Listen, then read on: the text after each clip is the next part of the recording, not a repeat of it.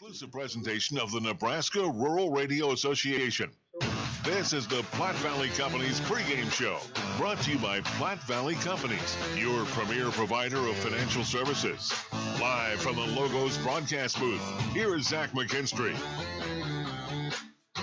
Welcome into Oregon Trail Park Stadium. I'm Zach McKinstry here on the Platte Valley Company's pregame show as we get set for Game 1 of the three-game series between the Casper Horseheads and your Western Nebraska Pioneers. The Pioneers coming off a three-game set in Butte, Montana against the Mining City Tommyknockers, dropping their first series of the year against the Tommyknockers 2-1. And the last game in that series was Sunday night. Dropped that one by a score of 11-4. Let's go ahead and recap it. The Tommyknockers compiled 16 hits compared to just the 7 for the Pioneers. They ran away with it to advance to 7-4 on the year. After a scoreless first two innings, featured 7 strikeouts between starters Casey Candiotti and Zach Camp. Mining City put up a 4 spot in the bottom of the third thanks to 4 batters of the inning scoring on a walk and 3 straight singles. The Tommyknockers would follow it up with 3 more runs in the fourth, 2 extra base hits, and 2 more runs in the fifth. They'd lead 9-0. Western Nebraska getting on the board in the 6th with RBI singles from Mikey Felton and Tyler Davis, and 2 more in the 7th with RBIs from Eric Smelko and Cade McGee. But that's all the offense the Pios would get. Mining City would add 2 more, and that would end that one by a score of 11-4. The bright spots for the Pioneers: Diego Lopez had 5 strikeouts in 2 innings, and DH Tyler Garrity reached base 3 times, doubled and scored a run. And now we're back at home at Oregon Trail Park Stadium for the 3-game set with Casper. Already had 1 series here against Casper. It was the first series of the year in which the Pioneers took by a score of 2-1 through that series, losing opening day, and then since then running away with the latter 2 games in that series. So let's go over the pitchers tonight. For the Pioneers, it's Carson Ohl on the mound. He's got a 1-1 record in 2 performances. First performance was against the Horseheads, got the win in that got the loss in the opening day matchup against the Horseheads. 3.1 innings of work, had 6 strikeouts though, only 2 hits, but they produced the 2 earned runs that gave Casper the lead. And in his other outing, got the win in 5 innings of work, 4 strikeouts, 4 hits allowed, and 0 earned runs against the Badlands Big Sticks, in which the Pioneers swept that series. Currently in the standings, the Clark Division, Fremont leading the Clark Division at 10-1. They lost opening day and have won 10 straight to give them that record. Spearfish behind them at 8-3. The Pioneers sit in sole possession of 3rd place at 7-4, 1 game behind Spearfish. In the Lewis Division, Mining City currently half a game back to the Soares Valley Sabre Dogs. 8-4 are the Sabre Dogs. Mining City at 7-4. Wheat City at 6-6, and Casper behind them at 3-8 on the season, trying to get that win total up. So we're going to take a break, and then when we come back, we'll have the Scottsbluff Screen Printing pregame interview. See Shane and his crew at Scottsbluff Screen Printing for all your winter, summer, fall, or spring sports needs. And we'll be right back for that one. Head coach Antonio Garcia. We'll talk to him for a bit. Stay with us. You're listening to Pios Baseball on KNEB. Katie, remember the day you made me the happiest man alive? I asked if you wanted to live to the fullest, to wake up every morning savoring potato olays, fluffy scrambled eggs, and breakfast burritos from Taco John's, and you said, "Get your hands off my burrito." Oh, Katie, I love when you whisper sweet nothings. Wake up and go with bigger, bolder, better breakfast, only at Taco John's. Drive-thru open at 6 a.m., dining room open at 8. Taco John's, with locations in Scottsbluff, Gearing, and Bridgeport.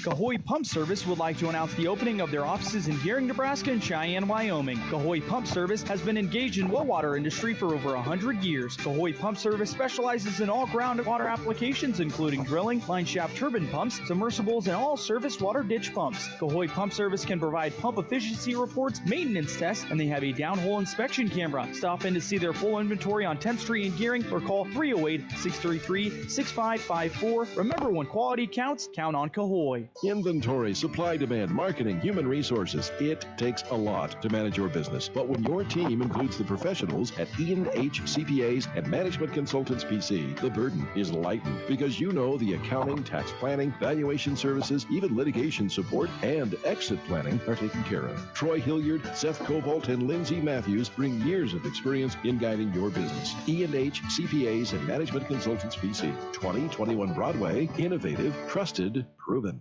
KNEB 960 AM, and now on 100.3 FM.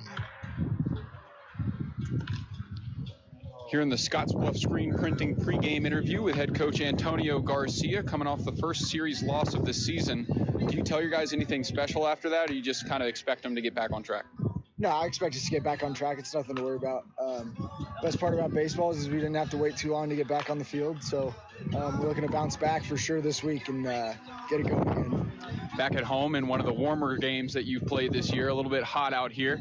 But once the sun sets, we'll see if it cools down a tad. Taking on Casper, a team we've already played this year and had some success against in the first round. Anything that you're taking with you going into this one? I mean, just like us, we got a lot of new faces, and I can already see they got a lot of new faces too. So I don't even know if it's the same team we saw the first weekend. So we just got to come in ready to go, and we need to, from any pitch one, anyone, we need to be ready to go against these guys for sure. Yeah, you talk about those new faces in the starting lineup as well. Nathan Marquin getting the start tonight in the lineup. How do you feel about him? Any thoughts on him coming into the game? Yeah, he's a strong, sweet swinging left-handed outfielder from Fresno State. We're really excited to have him. Glad he could get out and get in the lineup this week. And get a chance to see Carson Ohl on the mound again. He's had some success, 10 strikeouts in his 2 outings so far tonight. What can we see from him on the mound tonight? Yeah, just like last week, Carson had a great start. I thought his first start went well, and as we keep extending him and he gets further into games, I'm really excited to see how he progresses this summer. But every time we give Carson the ball, I expect us to win. So I'm really excited to have him on the mound tonight. All right, thanks, Coach. Good luck tonight. Thanks, Zach. 8-year-old Lucas Ritz had a life jacket on and the close supervision of his mother when he was killed while swimming in their marina. A boat plugged into the shore power was leaking electricity, and Lucas swam into the energized water. His father urges everyone to learn from their tragedy and help keep water recreation safe. Electrocuted in the water from a leaky boat while touching absolutely nothing. Please, please educate yourself about electric shock drowning. See their story at safeelectricity.org. Brought to you by Chimney Rock and Roosevelt Public Power Districts, your Touchstone Energy partners. Spring has sprung, and High Plains Spas and Recreation remind you that it's time to de-winterize your boats and RVs. The professionals at High Plains Spas and Recreation not only de-winterize your system, that's flushing the antifreeze, protecting your plumbing in your RV and the cooling system in boats, but they can repair and service all the systems, including the electrical, AC, and heating and plumbing, to ensure that your boat or RV is ready to go when you are. High Plains Spas and Recreation, open 9 to 5, Monday through Friday, 1725 East Overland, Scottsbluff. Now is the time to get all your school spirit gear, and the place to get everything you need is Logos in Gehring. School spirit is what they do at Logos. Whether you're a bulldog, a bearcat, or a tiger, they've got everything you need, from sweats to hats and, of course, t-shirts and sweatshirts. Need something for the entire team? Stop into Logos, and the guys will custom design it, print it, and have it ready for the game. There is no job too big or small for Logos. Logos in downtown Gehring. KNEB 960 AM, and now on 100.3 FM. Welcome back to the Platte Valley Company's pregame show and Logos broadcast booth. Logos is your home for all your screen printing and embroidery needs. Shop the showroom or have something custom made at Logos, 1344 10th Street in Gehring. Zach McKinstry back here at Oregon Trail Park Stadium as the Pioneers get set to take on the Casper Horseheads in Game 1 of this 3-game set. We'll have lineups and keys to the game here in a moment, but first, the national anthem here at Oregon Trail Park Stadium. Tonight sung by Ellie Bauerkemper. Oh, say, can you see by the dawn's early light what so proudly we hailed at the twilight's last gleaming, whose broad stripes and bright stars through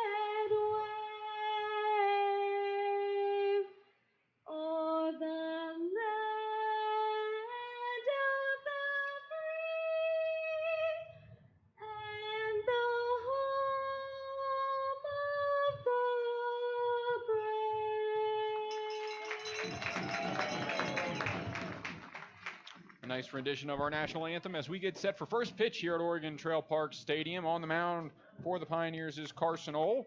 We will go through our starting lineups and key to the game right after this last break on the Platte Valley Company's pregame show, and then first pitch. So stay with us. You're listening to Pios Baseball on KNEB. Our mission at Elite Physical Therapy and Wellness is to provide both preventative and rehabilitative services. At Elite Physical Therapy in Scottsbluff and Gearing, patients count on the experience and compassion of our team in treating work and sports injuries, help you recover from surgery, or just help you get back doing what you love most. Flexible scheduling to meet your needs, and we are right here in Scottsbluff and Gearing to serve you. Katie and Shelley are across from Walgreens on West 27th Street and next to Fresh Foods in Gearing. Elite Physical Therapy and Wellness, delivering the treatment you need and the care you deserve. Agriculture growing season is almost here. It's time to ensure your irrigation, center pivots, and pumps operate at 100% efficiency with no lubrication-related failures. Hydrotech Center Pivot Grease provides protections for your pivot gearboxes for up to 6 years. And Hydrotech's Irrigation Pump Drip Oil offers unmatched pump protection while keeping your water supplies clean. Preventative maintenance using Hydrotech's greases and oils can help you have a great growing season. Call Hydrotech today at 308-635-8162 or visit hydrotexoil.com. And as always, shipping is free. Behind every farm and ranch is a family. At J.G. Elliott Insurance Center, we treat all our clients like family. I'm Lex Larson, Farm and Ranch Insurance Producer. Together, we will work side by side to get to know you and your operation. We can provide comprehensive coverage for your farm, ranch, machinery, livestock, and so much more. The right insurance can help protect your family, your future, and keep your operation running in every season. Give me a call at 308-635-2023 or stop by our office in Scottsbluff. J.G. Elliott Insurance Center, a Platte Valley company. KNEB 960 AM and now on 100.3 FM. Back now at Oregon Trail Park Stadium as warm-ups are complete and we're ready for first pitch between the Pioneers and the Casper Horseheads. It's time for the Western Nebraska Community College starting lineups. From diplomas to degrees, it's for me. Learn more at wncc.edu. Batting first for the Casper Horseheads is Hank Dunn in right field. Jake Reynes will follow him in center. Christian Lopez at third base will hit in the 3-hole. Jake Baker batting cleanup tonight and playing first base. Eric Arato at short. Landon Boyd catching and batting 6th. Preston Joy follows him at 2nd. Ricky Teal at left. Luke Quick batting 9th, and on the mound is Jacob Small for the Horseheads. The righty Carson Ohl delivers the first pitch, and it catches the outside part of the zone for strike one. That opening pitch is brought to you by Papa Murphy's Pizza at 2801 Avenue B in Scottsbluff. It's love at 425 degrees, and don't forget to register for the Papa Murphy's Text Club for a sweet deal. The 0-1 home, same spot, same result, and the count moves to 0-2 now on the leadoff man, Hank Dunn. Righty up there, Carson Ohl, 2 games on the season, 8.1 innings of work, has the 1-1 record. The loss coming against the Horseheads in the first game of the year. And this fastball just misses on the outer half, so the count will move to 1-2.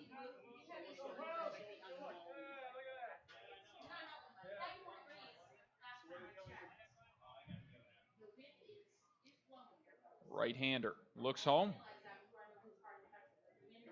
Gets his sign and winds and delivers the 1-2. That one just too low, and the count even now at 2. Defensively for the Pioneers, they'll line up J.T. Walden in left field, Eric Smelko in center.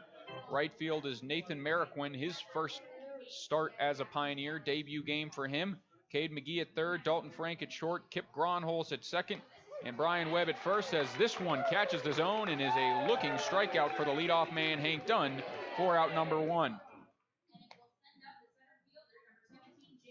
Time for our Team Auto Center Key to the Game, home of lifetime warranty on every new vehicle from Team Auto. Key to the game for the Pioneers in this one is to jump on the board early, score early with this pitcher you got on the mound, Carson Ohl. You can see it there. He's got the talent to hold over this offense as this one is popped up to the left side. It'll range out of play for strike 1 on Jake Reynes. Every time Jake strikes out tonight, it's half-price Cook products. And with that talent on the mound, the Pioneers can score early. They can go deep in this game with Carson Ohl and secure the win. That's something that we didn't see in the latter 2 games of the Mining City Tommyknockers series. Ended up 1-2 in that series. The last 2 games dropping them after the Tommyknockers jumped out in front and held that lead for the rest of the game. Here's the 0-1 from Ole. That one off the plate to even the count at 1. Jake Reynes out of the University of Maine. In 22 games played in the 2021 season, had 9 extra base hits, 4 home runs. And he swings through this off speed, a beauty from Carson Ole, and the count moves to 1-2. Power hitting center fielder. Batting second in the order is the K-Man tonight at Oregon Trail Park Stadium. So fans hoping that he goes down on strikes here in this 1-2 count. Ole shakes off a sign. And now we'll deliver the 1-2. Swung on and missed, and back-to-back strikeouts open up this top of the first inning. And just like that, half-price Coke and beer at the concession stand. So the fans that had just sat in their seats preparing for first pitch now pour to the stands. And 2 outs here in this top of the first brings up Christian Lopez, the third baseman and 3-hole hitter for the Horseheads tonight. Lopez batting .333 in 6 games this season. Swings and dribbles this one towards third base. McGee fields on the run, throws across the infield, and in time for out number 3. A great start on the mound for Carson Ole as he goes 1-2-3 against this Casper Horseheads lineup. And we head to the Pios half of the first inning on the West Coast scoreboard, even at 0. You're listening to Pios Baseball on KNEB. Imagine internet Wi-Fi that works, no matter how many people are connected or where you are in your home. Now, you don't have to imagine. The Allo Blast is here. With the latest Wi-Fi 6 technology, the Allo Blast makes your internet Wi-Fi go further, faster, and more reliable. Give your Wi-Fi a blast. Visit allofiber.com/blast to switch today. Hi, I'm Kathy Birch from Van Newkirk Real Estate. Van Newkirk Real Estate is more than a realtor. We're your helping hand of knowledge when it comes to the investment you'll make buying that perfect home. We help you discover what's right for you and your financial situation. Whether you need commercial, residential, farm property, no one will compare to the service we're about to give you. Call one of our agents today at 632-8700 for the best real estate help possible, and we're happy to show you that service is what we sell. Good luck, Western Nebraska Pioneers, from the A. Elliott Law Office. A. Elliott Law is located at the Railway Office Plaza on the corner of Railway Street and Avenue B in Scottsbluff, Suite C110. Needing legal counsel for criminal law, juvenile law, real estate, estate planning, probate and domestic, and family law? Call Audrey Long today for an appointment. 633-5294. A. Elliott Law supports the Western Nebraska Pioneers. Rainbow! KNEB 960 AM and now on 100.3 FM. Back now in the bottom of the first inning as the Pioneers lineup that will get to face pitcher Jacob Small. Leading off, it's Eric Smelko out in center field tonight. Tyler Garrity will DH and follow him in the 2-hole. Cade McGee batting third at third base. Nothing new there. In the cleanup spot, it's catcher Tyler Davis. Dalton Frank will bat fifth and play shortstop. J.T. Walden in left field tonight, batting sixth, followed by Brian Webb at first base. Nathan Merriquin gets his debut in right field, batting eighth, and rounding out the order is Kip Gronholz at second base, as the first pitch home to Smelko is in there for strike one. And the righty will deliver this one to even the count as that one runs high. Jacob Small had 19.2 innings of work at the University of Maine this year. Allowed 18 hits, 14 earned runs as Smelko fouls this one out to the right side, and the count moves to 1-2.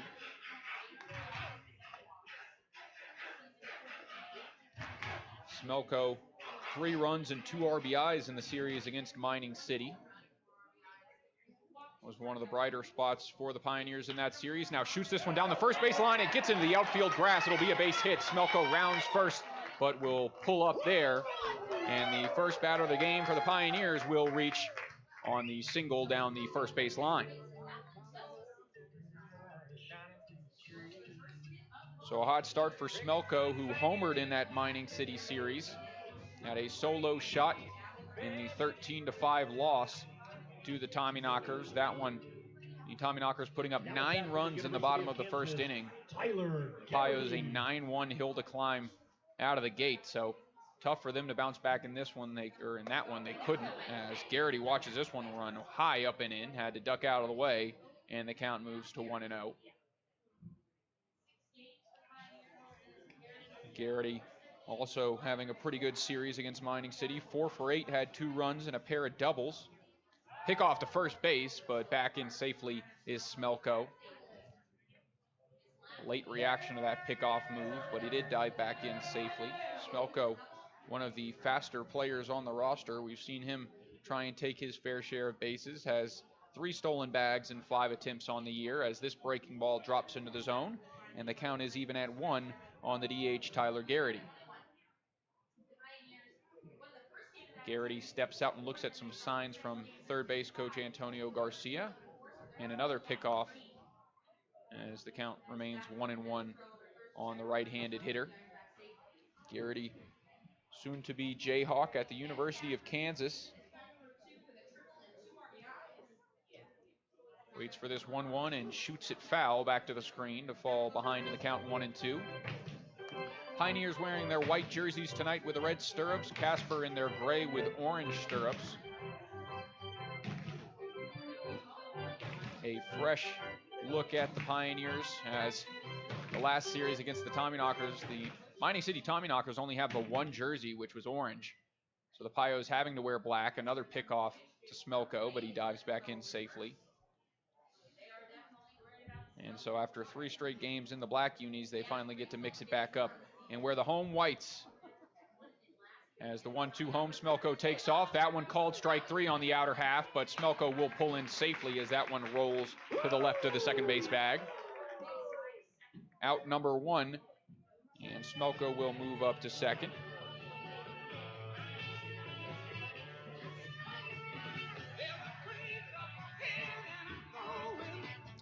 So Garrity goes down on strikes for the first out here in this bottom of the first. Brings up Cade McGee. Reached base 3 times in the series against Mining City. 1 for 7 with a pair of walks. Trying to bring that average up as he first pitch he sees is a breaking ball. That one cuts into the zone. A beauty for strike 1.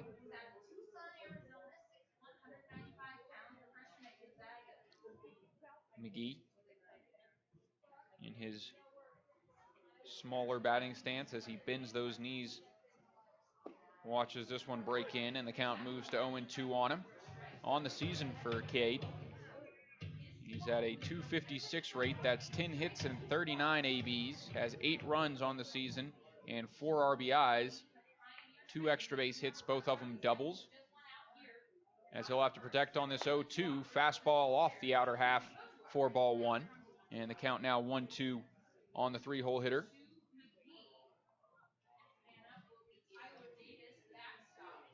Leading off of second is Eric Smelko. No one holding him on. Gets a good lead. Nice secondary as the 1-2 just misses inside, and the count evens up at 2 apiece on McGee. So the Casper Horseheads, after winning opening day against the Pioneers here at Oregon Trail Park Stadium, then lost the next 2 to the Pios, and then lost 5 straight after that. So a total of 7 straight since their opening day win, as this one's fouled up the third base line.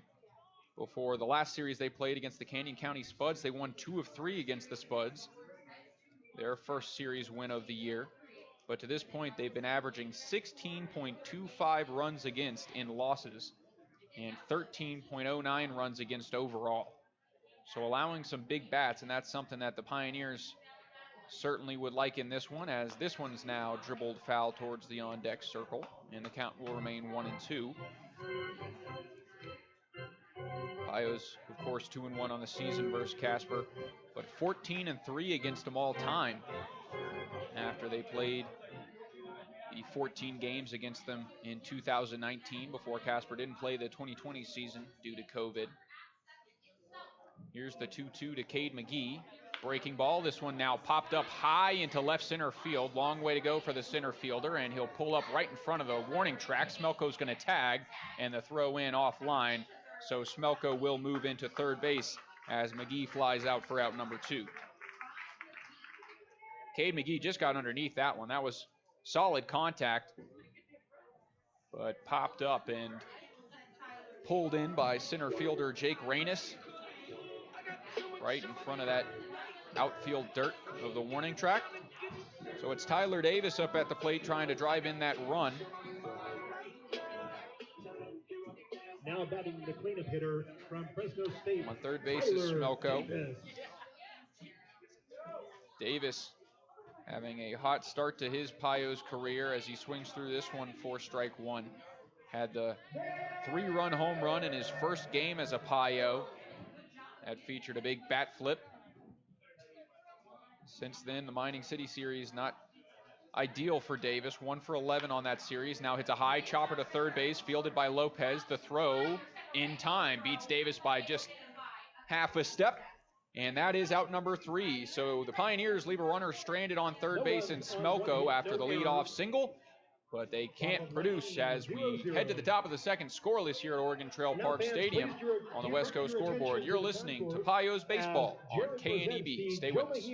Did you know Ideal Linen and Uniform is also a full-service janitorial supply provider? You don't need to worry about finding your janitorial supplies. Ideal will keep your business stocked, saving you time and money. Ideal Linen and Uniform provides quality cleaning and industrial products, mops, soap, air freshening system, paper products, custom logo maps, cleaning supplies, even signage, and more. Call for a free quote. Ideal Linen and Uniform, locally owned and operated since 1907. 506 South Beltline, Scottsbluff. Online at ideal-linen.com or call 632-7197. Research shows people remember radio ads that remind them of the past. So to help you remember that Liberty Mutual Insurance Company customizes your home insurance so you only pay for what you need, here's an ad that'll really take you back.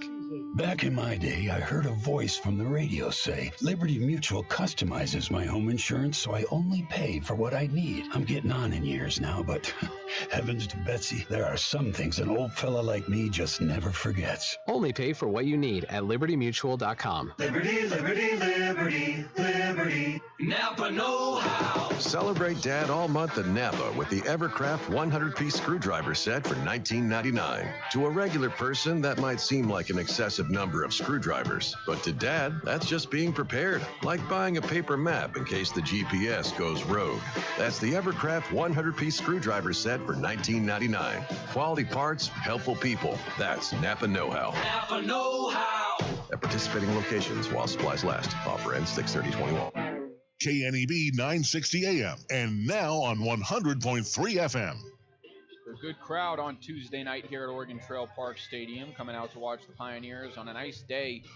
Probably the warmest start we've had at first pitch here in Gering, Nebraska. We've had some cooler days in the last couple weeks, but now starting to warm up as summer kicks off. Jake Baker will lead it off here against Carson Ohl, trying to get this Casper offense going after the 1-2-3 first. For the Horseheads from the University of Kansas. The left-handed hitting Jake Baker, another Jayhawk that we see in this league. Check swing, this one dribbled slowly towards Cade McGee at third, and first pitch, first out, as that was not the intended result of Baker there. Tried to pull that swing back, but left the barrel of the bat out over the plate. And Cade McGee, who was playing on the edge of the infield grass for the bunt, fielded cleanly and got the first out. So that'll bring up Eric Arado, the shortstop from Northern Illinois University, another one of the players that the Pioneers didn't see in that first series. A lot of players coming in the last week. So if you listen to that Scottsbluff screen printing pregame interview with head coach Antonio Garcia, you probably heard him say this is basically a completely different team that they're playing, as this one is now popped up to the left side out of play and quickly behind in the count. 0-2 is Arado.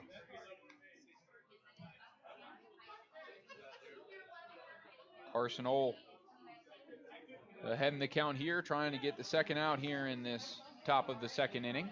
The righty out of the windup. Winds and delivers. That one inside, jams Arado, and he shoots it foul towards the Pios dugout, and the count moves to 0-2. Stays at 0-2, I should say. And another lefty in the lineup will dig in and try again. The 0-2. This one off the end of the bat and hit slowly towards short. Frank Field fires to first base, and in time. A close play at first base But the throw beat Arado by less than half a step. That one was bang, bang. The stretch from Brian Webb at first ended up sealing that one. And back-to-back groundouts here in this top half of the second inning.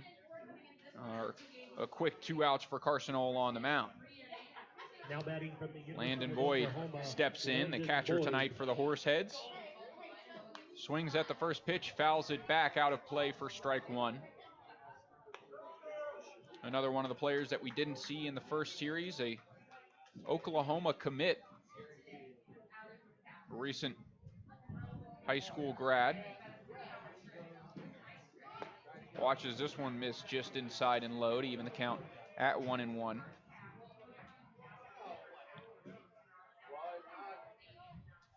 Boyd out of Parker, Colorado.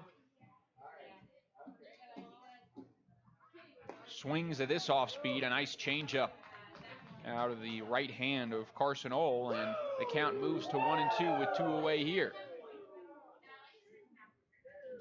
Ohl takes a breath, now comes home, the 1-2, swung on and missed. That changeup does its job again, and going down on strikes is Boyd, the third strikeout of the night for Carson Ohl.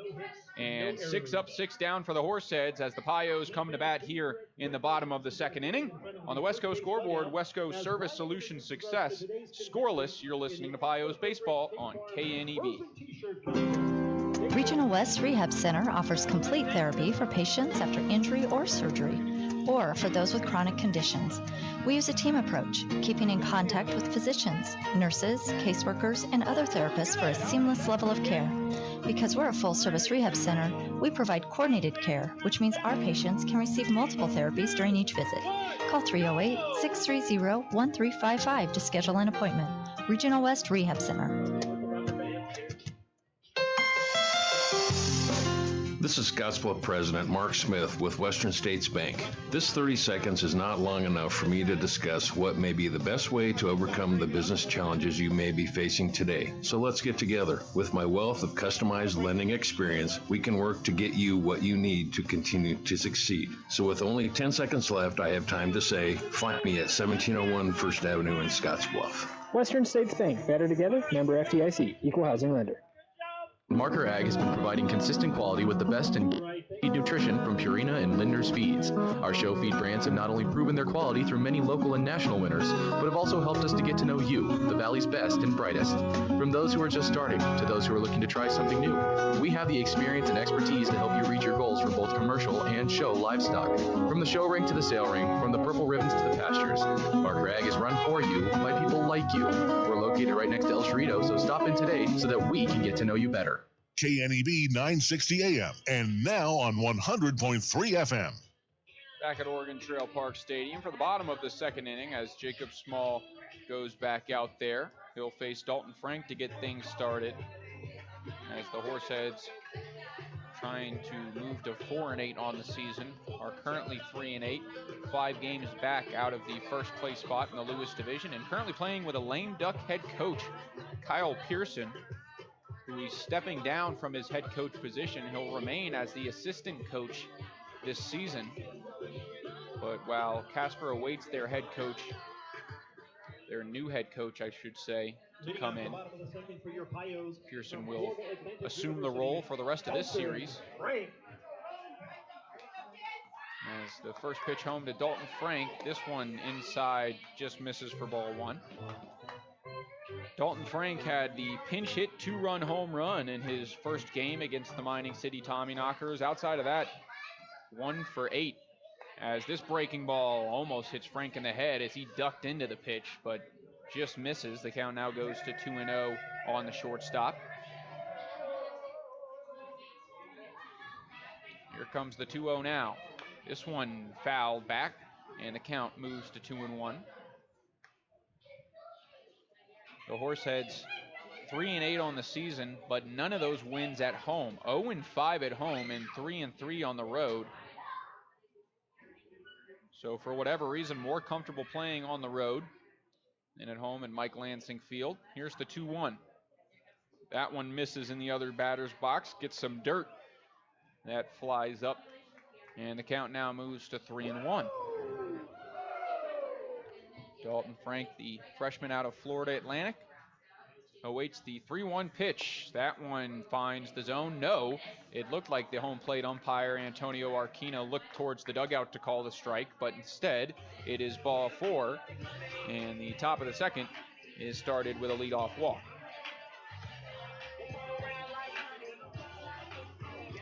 JT Walden will step up. He was 1 for 9 in the series against Mining City. He did have a stolen base and a run.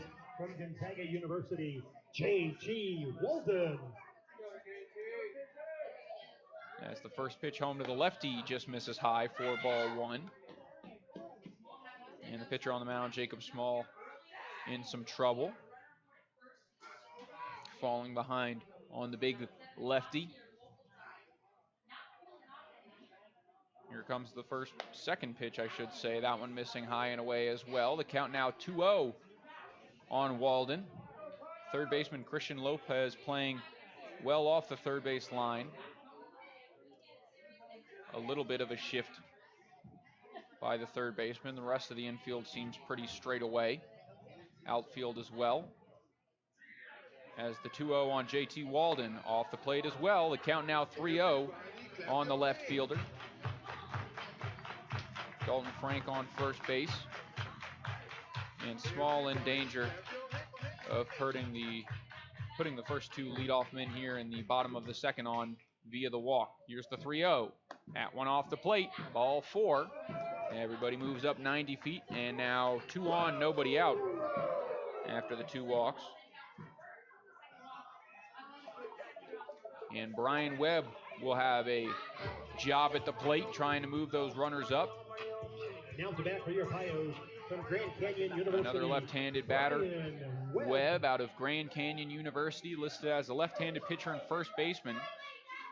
Playing both ways this season. First pitch home to him, misses inside. And nice job by Boyd behind the plate to reel it in on that backhand, prevent it from going to the backstop.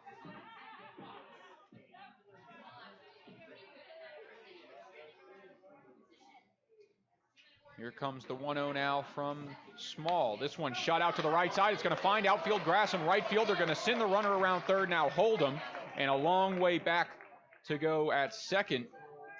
JT Walden was taken off thinking 3 all the way. Antonio Garcia holding Frank at third base, and that single will load the bases with nobody out as Brian Webb gets it done.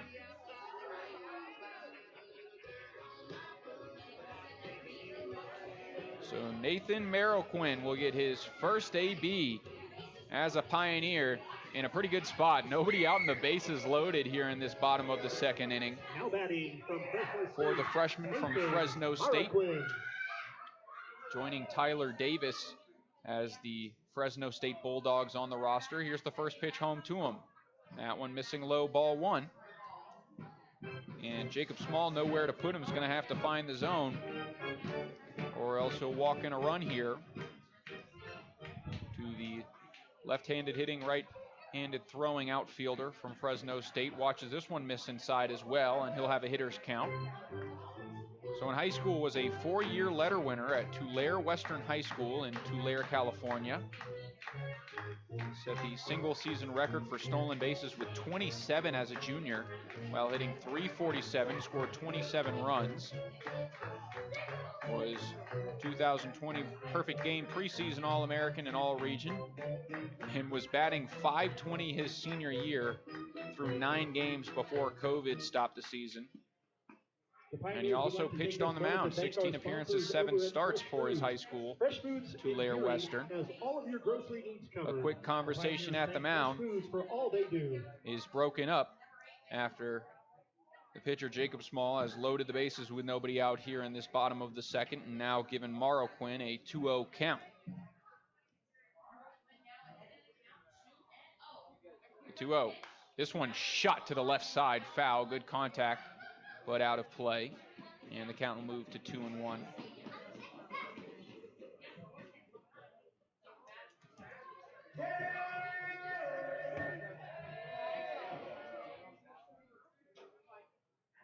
It's the third straight lefty batter in this order to face this righty. The 2-1 now. Marroquin fouls off the plate, and the count moves to 2-2.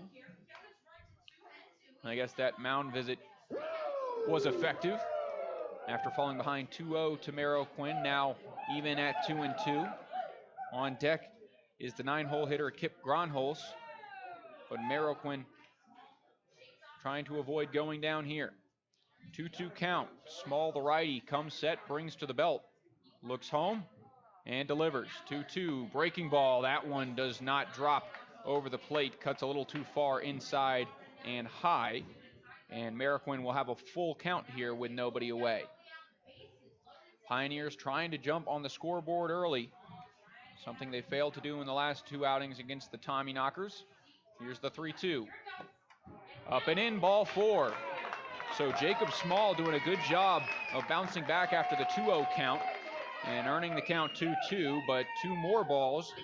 Now an RBI walk for Merriquin in his first plate appearance. And that will bring home the first run of the inning in Dalton Frank, the first run of the game. And the same situation now. It's bases loaded, nobody out. On third base is Walden. Second base is Webb. And at the plate is Kip Gronholz, as he'll start the count 1-0. Gronholz 0 for 6 versus Mining City, reached on a hit by pitch. And is 6 for 32 on the season. Watches this one miss high, and he'll be ahead in the count again, 2-0.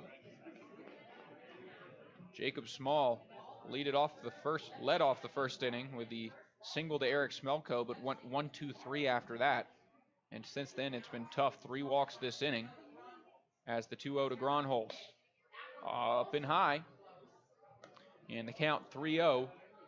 I'm sure Gronholz has the red light all the way with the situation. Bases loaded, nobody out. And the Pioneers already up 1-0 in this inning. Here's the 3-0 now from Small. That finds the zone, and he slowly works his way back. The count now 3-1 on Gronholz.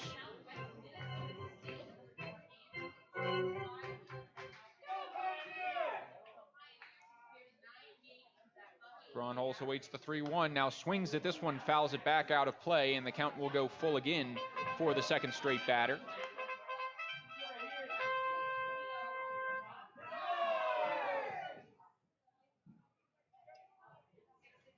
Gronholz, 6 hits, 2 doubles on the season, has 5 RBIs and 5 runs, looking for another RBI here if he can either get the walk or a hit. The 3-2 now hit slowly towards second. The flip back to second, not in time, as that one was a looper right at the shortstop, and having to dive back was Brian Webb, but he did so in time for out number 1.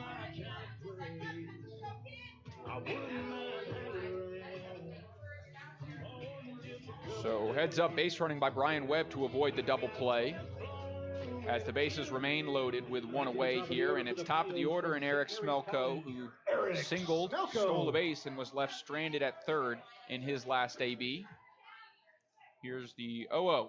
Shot to the right side, and it's a base hit again for Smelko. 1 run scores easily, and they're going to hold the runner at third base as the throw in was on a line right at the plate. And an RBI single from Eric Smelko, who's already 2 for 2 on the day, puts the Pioneers out in front 2-0. JT Walden crossing the plate. Brian Webb, the runner, getting held at third. And Morrow Quinn up to second. Tyler Garrity.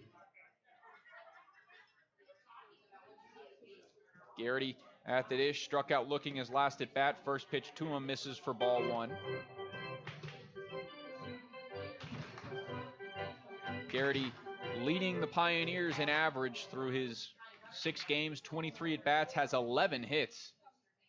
And now shoots this one towards second, chance at 2, flip to short for 1. The fire to first base is in time, and a big double play by the Casper Horseheads as Jacob Small gets his ground ball. And that will wrap up this bottom of the second. The Pioneers picking up 2 runs on 3 walks and 2 hits. We now head to the top of the third inning on the West Coast scoreboard. Pios lead 2-0. You're listening to Pioneers Baseball on KNEB. Amy is trying the new BLT Junior wrap from Runza. You will never guess all the good stuff they've got in here. They've got bacon. Well, yeah, it's a BLT. They've also got lettuce. Yep, the L in BLT. And even, you'll never guess. Tomatoes?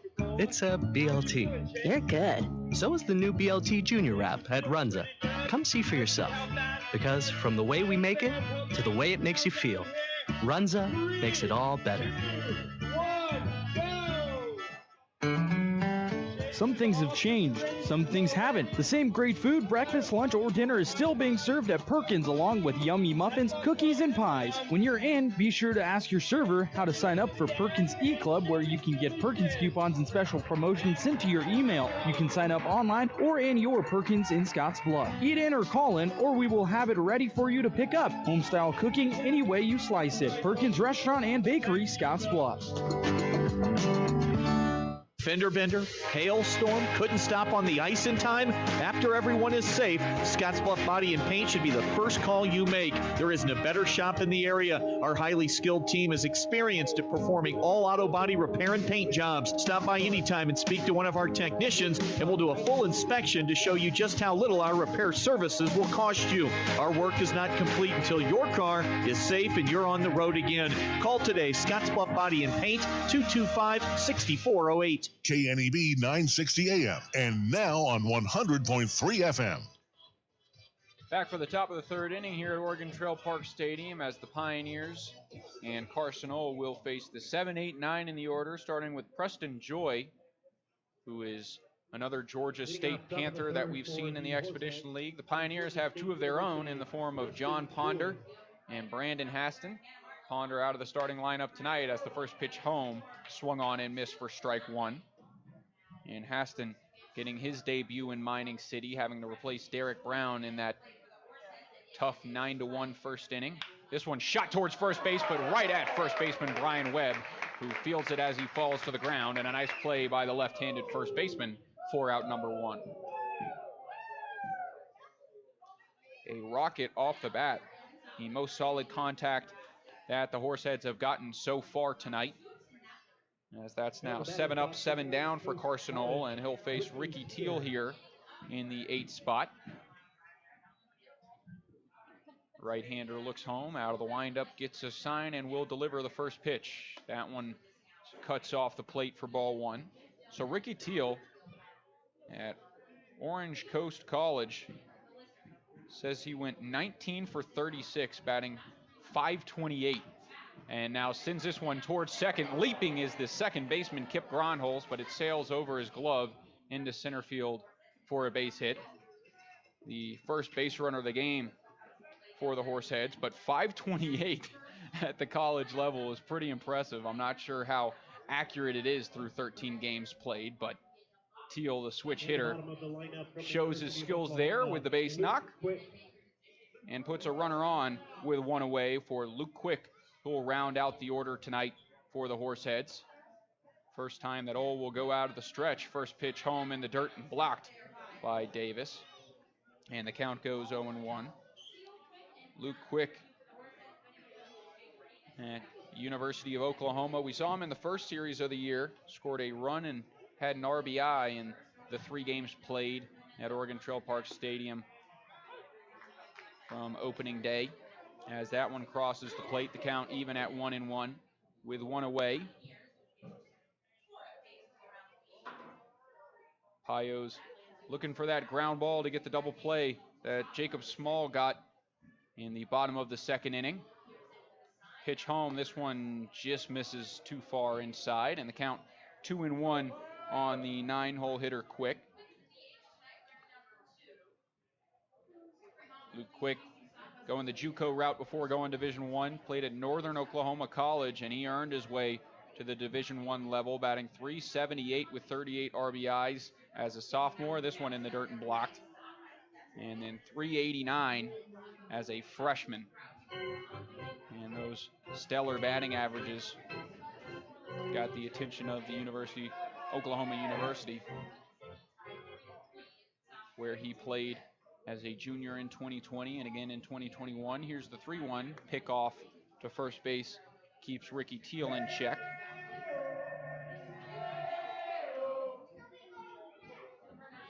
Ricky Teal on the season, no stolen base attempts. We'll see if that changes as he'll stay put on this 3-1. Now hit slowly out towards second, chance at 2. They'll fire for second for 1, but no chance at first as that one was going too slow to get the turn. And a nice play by second baseman Gronholz to get the 4-6 fielder's choice. So it's top of the order up for the Horseheads, and Hank Dunn, who started off this game with a looking strikeout.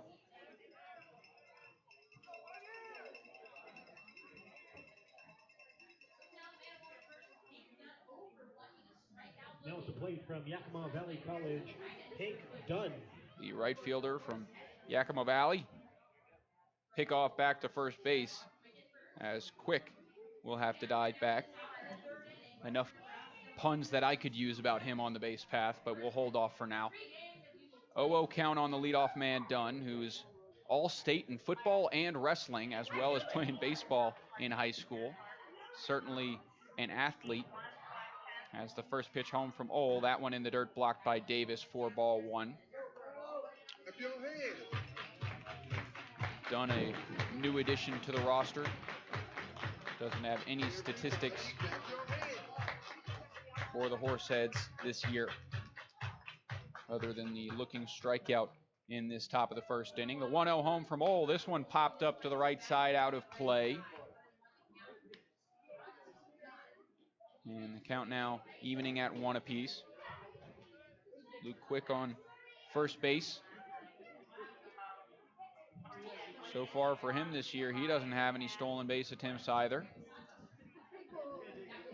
Christian Lopez leading the team in stolen bases with 4 and has yet to be caught, but Ole still testing him over there, keeping him close just in case.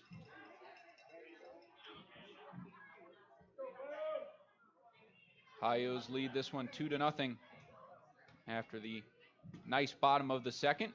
And Ole trying to escape this top of the third. Swing and miss on a nice breaking ball. The count now moves to 1-2 on the leadoff man Dunn, who will have to choke up and protect if he doesn't want to go down on strikes for the second time tonight.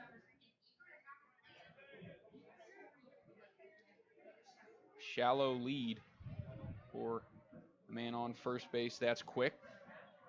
Takes off now, but this one swung on and missed. The throw down will not matter as it's strike number 3. And Carson Ole keeps on dealing.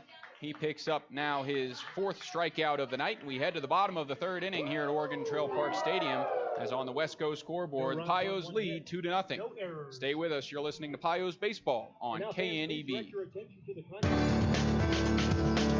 At Wells Fargo Advisors, we've built our firm around a deep respect for planning. Our commitment to helping you plan effectively, invest wisely, and map a realistic course to your future is nowhere more evident than our Envision planning process. Put the process to work for you. We'll be with you every step of the way. For more information, call Ryan Windhorst, Senior Vice President of Investments, today at 632-7561. That's 632-7561. There's an old adage about going where the truckers go if you want something good. There's a lot of truth to that, and that's why you see a lot of truckers all the time at Western Travel Terminal in Scottsbluff. But WTT isn't just for the big rigs. They've got something for everyone, including the only pumps in town with Husker Fuel E15, also known as Unleaded 88. The -5 below beer cave holds the best selection of the coldest beer in town, and WTT is home to Slice and Spice Pizza, including a great breakfast pizza at Western Travel Terminal in Scottsbluff, corner of Avenue I and South Beltline Highway West. Food, fuel, and fun for everyone. Agriculture growing season is almost here. It's time to ensure your irrigation, center pivots, and pumps operate at 100% efficiency with no lubrication-related failures. Hydrotech Center Pivot Grease provides protections for your pivot gearboxes for up to 6 years. And Hydrotech's irrigation pump drip oil offers unmatched pump protection while keeping your water supplies clean. Preventative maintenance using Hydrotech's greases and oils can help you have a great growing season. Call Hydrotech today at 308-635-8162 or visit hydrotexoil.com. And as always, shipping is free. KNEB 960 AM and now on 100.3 FM. Back for the bottom of the 3rd inning. It's time for our Paul Reed in-game stats. Paul Reed Construction and Supply has been in business for over 35 years. Headquartered in Gering, Nebraska, the company provides an array of services ranging from commercial and industrial building construction to heavy highway earthwork and installation of underground utilities, as well as the rock pile division, service and equipment. Paul Reed Construction on 10th Street in Gering. Cade McGee at the plate, tied for 4th on the team in runs with 8, as the first pitch to him way outside and back to the backstop for ball number 1. McGee flying out in his first at bat into the left center gap. Center fielder tracking it down. A high pop-up as that one's fouled away, and the count evens at 1-1. That McGee just missed. Got good contact on it, but a couple of feet short of the warning track. As he'll see the 1-1 from Jacob Small. Breaking ball. This one dribbled up the third base line and will cut foul at the last second. And the count moves to 1-2. A break for McGee, who didn't really run out of the box.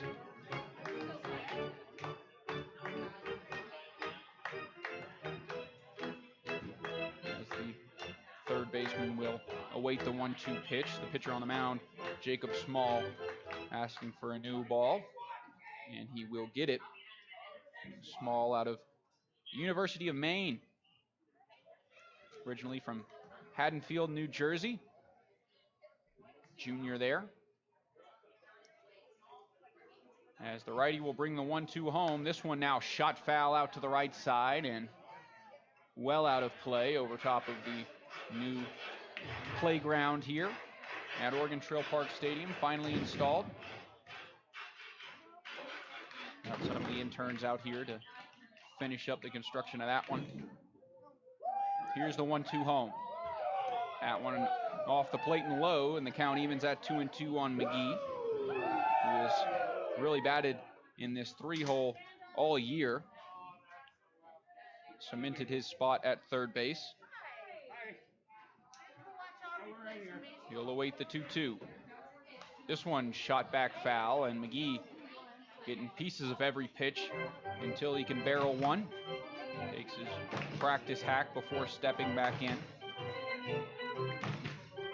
So this year at the University of Maine for Jacob Small, he never saw more than 4 innings of work, but ended up with nearly 20 as this breaking ball cuts out of the zone. Great eye from McGee as that one started in the center of the zone before breaking out. And that's a tough pitch to lay off of, but McGee does just that, and the count now full. 3-2, nobody out here in the bottom of the third inning. This one misses off the plate, and McGee will start with a leadoff walk and a great at-bat from the soon-to-be college freshman. So make that the 4th walk of the game for Small. You saw some struggles in that bottom of the second, but got out of it with as little damage as possible. 2 runs crossed the plate, even though there were 3 walks as well as a pair of hits before he got the 4-6-3 double play of Tyler Garrity. It's now the other Tyler Davis's chance to bat, as this one gets behind the catcher, and moving up to second base is Cade McGee. That one was up high, but I think that could be ruled a pass ball, as Landon Boyd just watched it sail past his glove.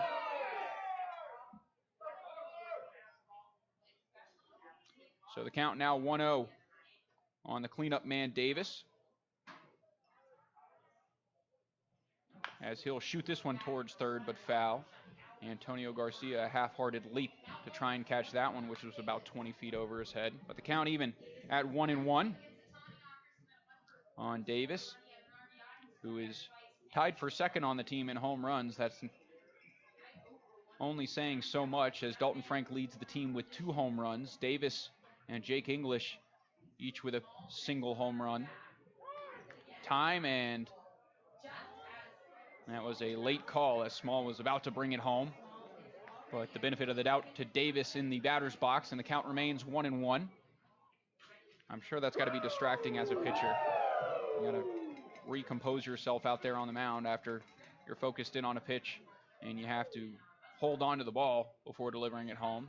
The 1-1 off the plate, and the count moves to 2-1 now on Tyler Davis. Don't see any action in the bullpen for the Horseheads to this point. Not that there needs to be. Jacob Small in a little bit of trouble, but certainly has the capability to work out of it. Will bring the 2-1 home. This one way up and in. Davis having to bend out of the way of that one, and the Count will go 3-1. A hitter's count now on the catcher from Fresno State. Of course, teammates with Nathan Marroquin.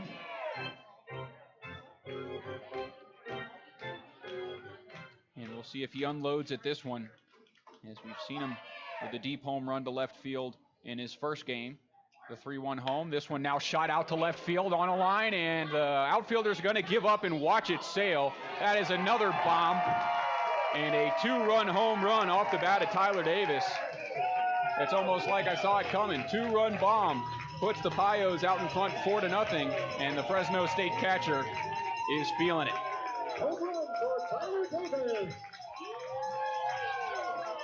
Tyler Davis will put on the sombrero, head back to the dugout, and celebrate with his teammates, as that one was squared up and shot out into that left center gap.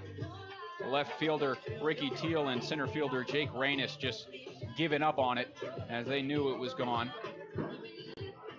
And close to delaying the game being played behind the left field fence.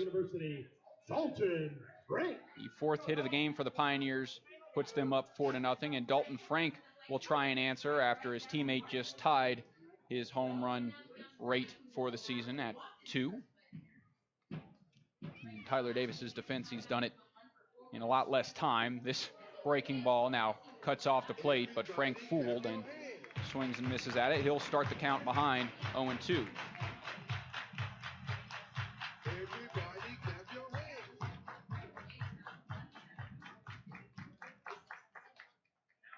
Here comes the 0-2 home. That one off the plate, and the count moves to 1-2. So it goes back to the old adage, leadoff walks kill ya. And that's certainly the case, as leadoff walks in the last 2 innings have led to the 4 Pioneers runs. This breaking ball outside of the zone, and Frank chases it all the way and swings through it to fall behind for out number 1. At the second strikeout of the night for Jacob Small on the mound. We'll bring up JT Walden, who scored on his walk in the second inning. Walden was out to a hot start with the Pioneers this year. Watches this one miss inside for ball 1. He's cooled off a little bit, batting .256, 10 hits and 9 at-bats, tied with Gonzaga teammate Cade McGee. Has 9 runs scored, 6 RBIs, but also 6 walks on the season for Walden. As the 1-0 home, that one just misses inside. The count 2-0. Walden will have a hitter's count here with no one on base and 1 away. Again, was 1 for 9 with a stolen base and a run in that Tommy Knockers matchup. Here's the 2-0. This one now shot out towards second base, fielded by second baseman Preston Joy. And the throw to first base is in time for out number 2. So after the 2-run home run off the bat of Tyler Davis, a strikeout and a ground out have gotten 2 quick outs as he tries to balance himself out there on the mound. He'll face Brian Webb, who comes into this at bat 1 for 1 on the day with his single. Was left stranded on third base after the double play into the inning. As Small will deliver out of the windup. Here it comes. That breaking ball in there, a beauty for strike 1. A looping breaking ball that's really slow. A big mix between that and the fastball. The difference keeps hitters off balance, and you see another breaking ball there as Jacob Small pitching Brian Webb backwards, back-to-back breaking balls. We'll see if he comes back with a fastball here. As the left-handed hitting Webb digs in, and will have to protect the 0-2. Another breaking ball and a half-hearted swing tipped back into the mitt of catcher Landon Boyd for out number 3. The third strikeout of the game for Jacob Small, but the Pioneers pick up 2 more on the bomb off the bat of catcher Tyler Davis. And on the West Coast scoreboard, as we head to the top of the 4th, the Pioneers lead 4-0. You're listening to Western Nebraska Pioneers Baseball on KNEB.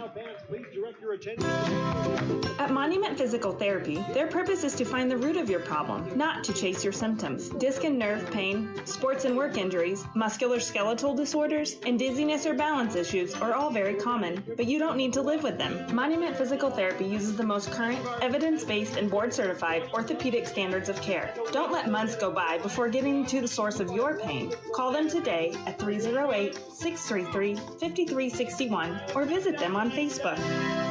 Behind every farm and ranch is a family. At J.G. Elliott Insurance Center, we treat all our clients like family. I'm Lex Larson, farm and ranch insurance producer. Together, we will work side by side to get to know you and your operation. We can provide comprehensive coverage for your farm, ranch, machinery, livestock, and so much more. The right insurance can help protect your family, your future, and keep your operation running in every season. Give me a call at 308-635-2023 or stop by our office in Scottsbluff. J.G. Elliott Insurance Center, a Platte Valley company.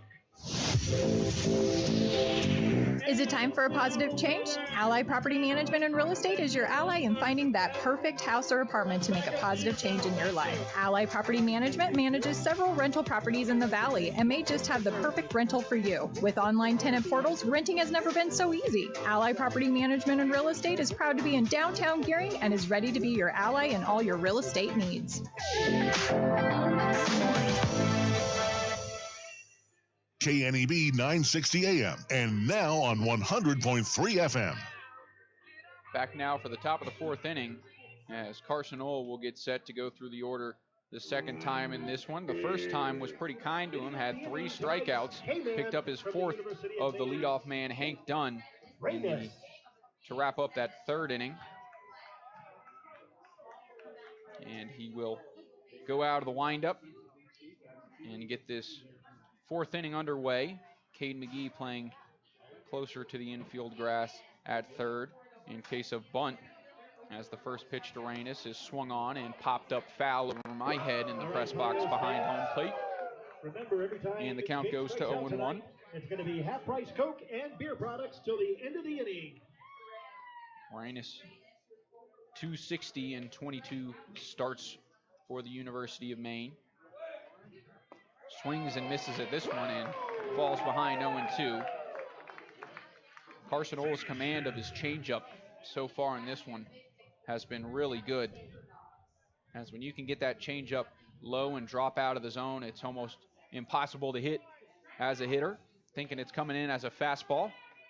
And then it just drops off the shelf and slows down, catches you out in front. We'll see if he goes with it again or comes back with a fastball 0-2. The pitch to Reynes. Fastball swung on and missed. And there's another K. And that's back-to-back strikeouts now for Carson Ohl, who's dealing his 5th of the game, is out number 1 here in this 4th inning. And that's the second strikeout of the K-Man, so whoever selected that one up in the press box did a pretty good job. Christian Lopez will come up to the plate here with one away.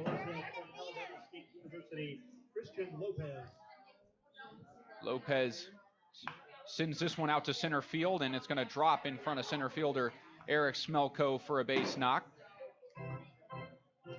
First pitch swinging was Lopez, and it'll serve him well as he will reach with the 1-out single. Lopez spending his 2021 season with Trinidad State. Has played 51 games for him. Was the Division I NJCAA Division I Player of the Week in March after having a .564 week. Now he steals second base. No throw from Tyler Davis, as pulling in safely is Lopez. And the pitch 0-1 on the cleanup man, Jake Baker. Baker will hit now with a runner in scoring position, Lopez, who will be at Alabama State next year. Third baseman Lopez. And he's done a good job for the Horseheads in the early part of this season.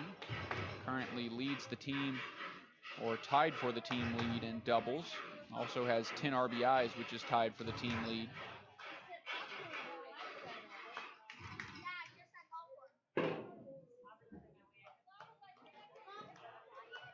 Lopez will hope he can pick up his 5th run of the season as the pitch home from Ole is shot towards first base. It'll get under the glove of first baseman Brian Webb and into right field. They're going to hold the runner at third base as the throw home is cut off. And a single off the bat of Jake Baker puts runners on the corners now with 1 out.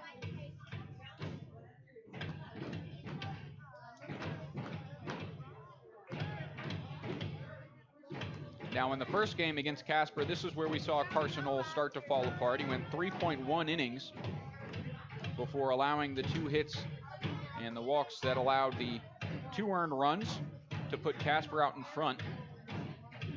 And then he exited the game after being on a somewhat of a pitch cap early in the season. Interview with Antonio Garcia before the game. Talked about how the season goes on, he'll get more and more innings under his belt. And this one now shot towards short, a chance at a double play. Frank from his knees for 1, the throw to first, picked, but not in time. The fielder's choice off the bat of Eric Arado brings home the first Casper run, but it secures out number 2 for the Pios.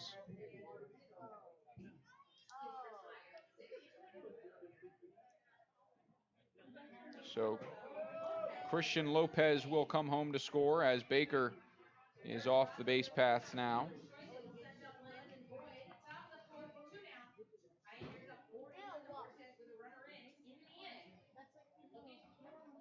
First pitch home, that one in there for strike 1 on Landon Boyd, the OU commit, who struck out in his only other at bat. Arado picks up the RBI. That's his first as a Horsehead. Now the runner goes on a breaking ball. The throw down is on a line, but not in time, as sliding in safely at second base was Arado. And that was an absolute frozen rope out of the glove of Tyler Davis, a bullet down to the second base bag, and you can't really place it anywhere better than right on that bag. But the slide in from Arado was in time, safe. And so the second stolen base of the inning now, as this one's popped to the left side out of play for strike 2.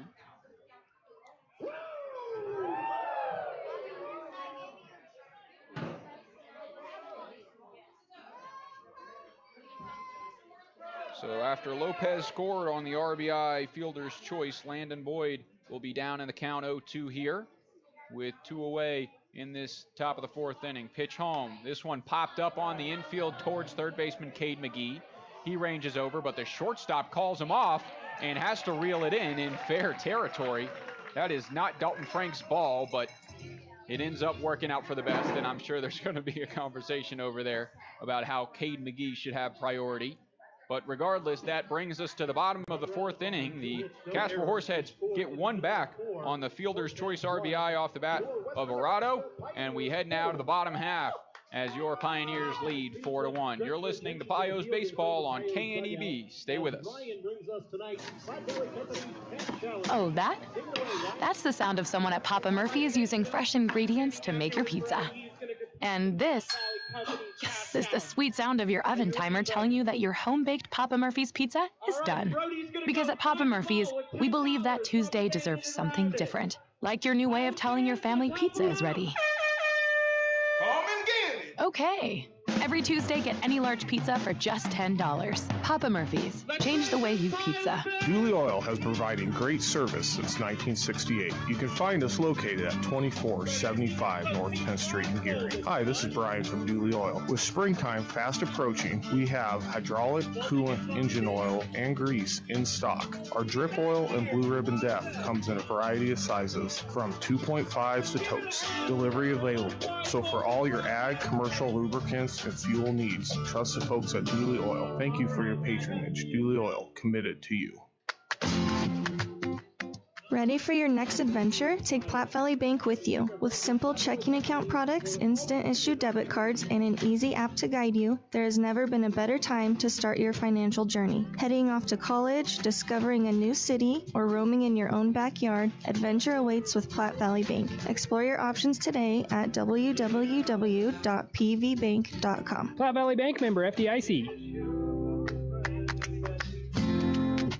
KNEB 960 AM and now on 100.3 FM.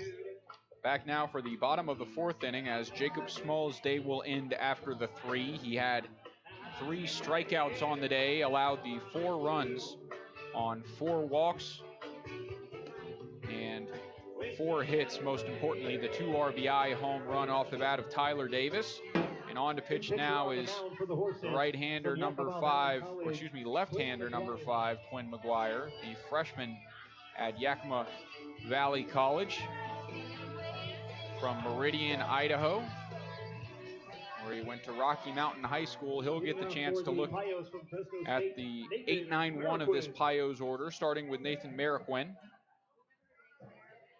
First pitch home to him. That one cuts inside, but doesn't get the call for ball 1.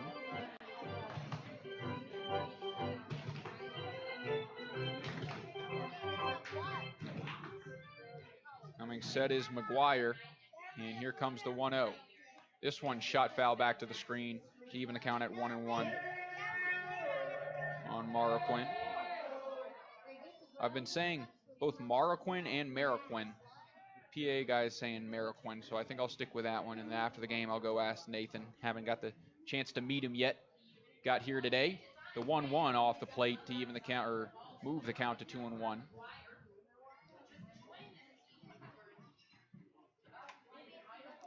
As now McGuire sees the count 2-1 and will have to bring home out of the stretch the 2-1 shot foul back to the screen, and the count evens at 2. McGuire, another one of the pitchers that pitches only out of the stretch.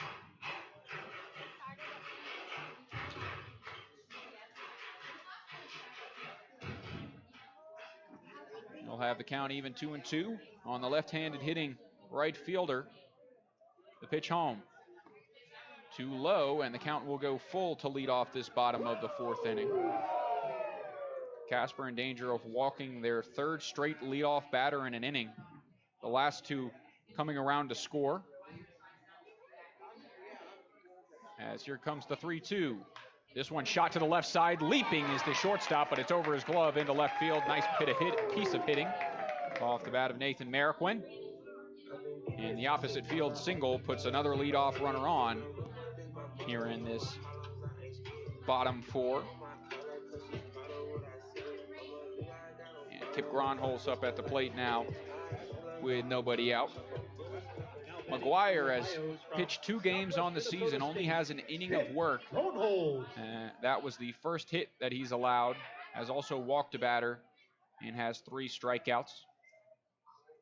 That one catches the outer half on Gronholz for strike 1, who had that looping line drive to shortstop, which almost resulted in a double play in the 2nd inning. But diving back into second base safely was Brian Webb. This one missing off the plate to even the count at 1-1 on the second baseman, who's really played all over the field this year. The sophomore from Southwest Minnesota State. We've seen him in right field, left field, on the mound, and now at second base. This 1-1 gets away from the catcher, and that's going to allow Marroquin to scoot up to second base.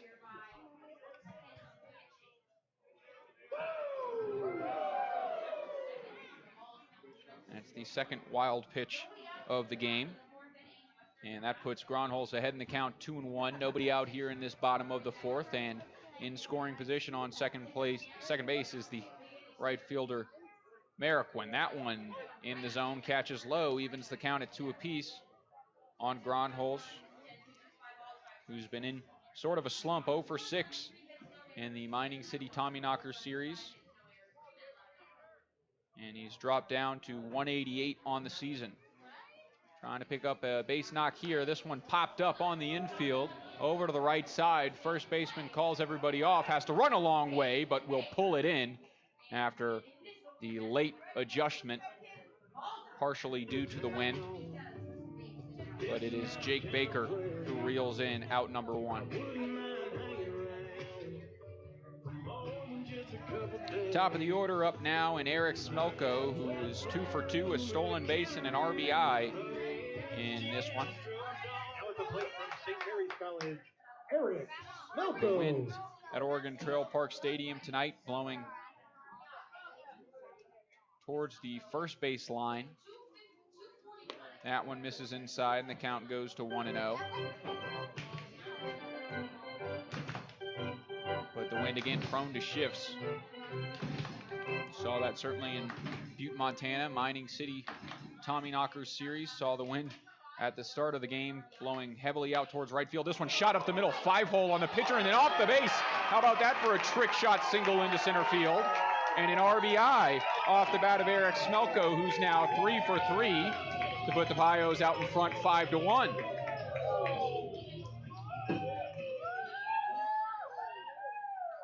Eric Smelko squared that one up, and Quinn McGuire, who was rotating into his fielder's position, saw that ball go right through his legs. Second baseman Preston Joy trying to field it on the backhand, but it kicked off the second base bag and got by him into center field. So you talk about ground balls with eyes. That was certainly one of them. As Smelko picks up his second RBI of the game, and Tyler Garrity will step in, trying to avenge himself after a strikeout and double play in 2 at-bats tonight. Watches that one in for strike 1.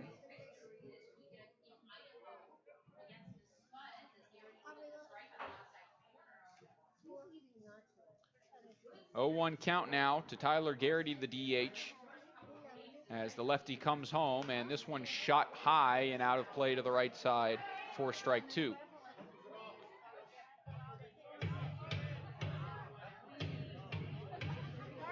Garrity again leading the team in batting average by a substantial margin. 478 on the season. As here's the 0-2 to him. That one misses high. Was 4 for 8 in the series against Mining City. Had 2 runs and 2 doubles. Trying to reach base again tonight. Down in the count 1-2. Eric Smelko leads off of first base. He already has 1 stolen bag, and he takes off on first move. The throw to second base had to be picked, and a nice play by the shortstop, Eric Arado, as he scoops that one and makes the tag on Eric Smelko for out number 2.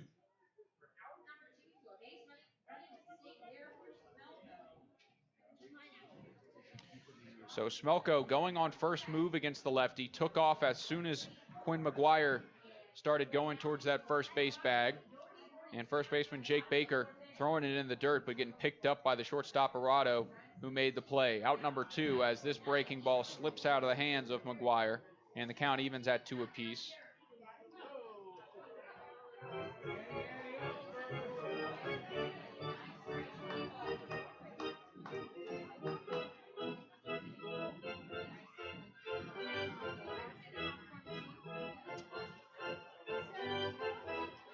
Two count, 2 away, as the Pioneers lead this one by a score of 5-1.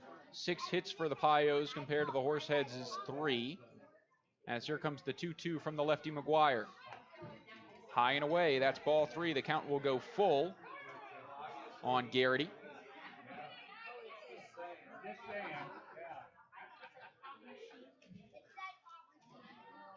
As he'll try and keep this bottom of the 4th alive. The 3-2. Too high, ball 4, and Garrity will reach base on the walk, which will bring up Cade McGee.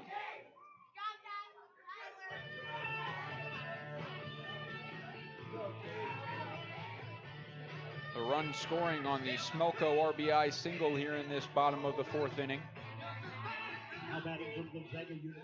And Cade McGee will try and keep the inning moving. Flew out on a deep fly ball in the first inning for out number 2. That one misses high and away for ball 1. He walked, advanced to second on a wild pitch, then came around to score on the 2-run home run from Tyler Davis, who is currently in the on-deck circle, but still searching for his first hit of this one. Yo-oh, that one catches the outer half. Nice pitch on the outside black for strike 1.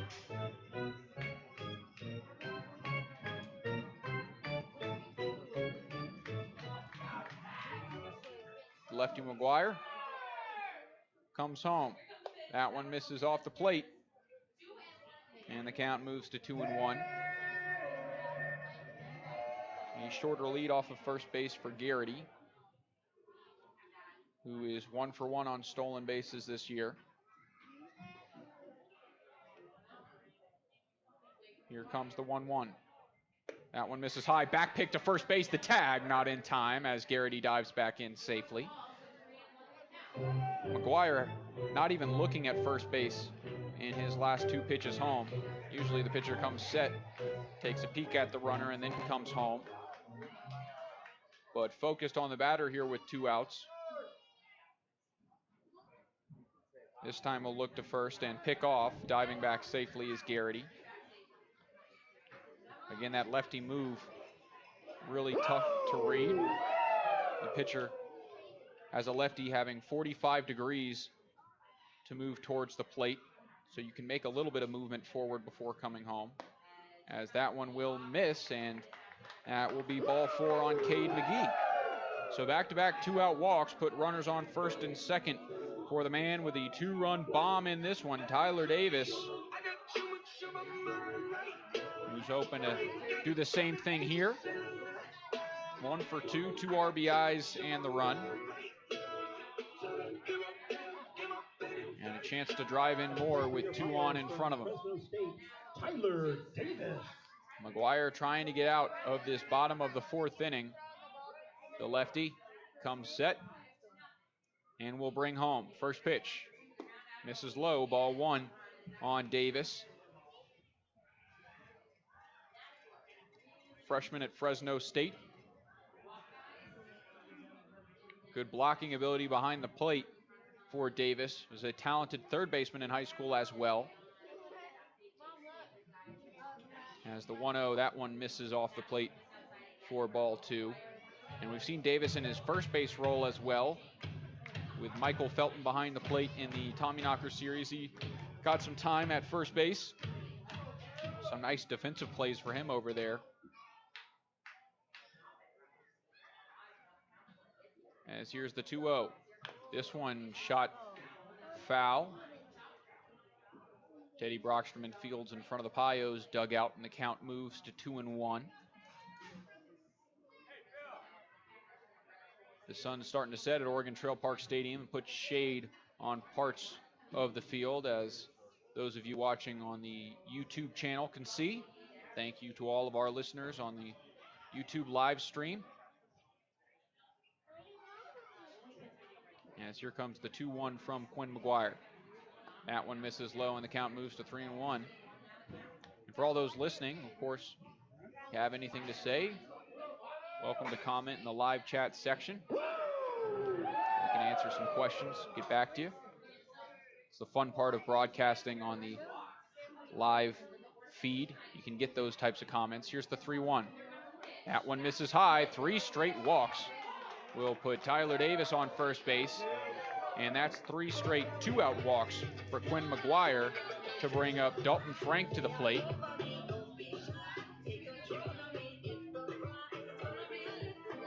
As home plate umpire gets some new baseballs. And Quinn McGuire has worked himself into a little bit of a 2-out jam. Thank you to all of our listeners on KNEB as well, radio. KNEB 960 AM, 100.3 FM. From Florida Atlantic University, Dalton Frank.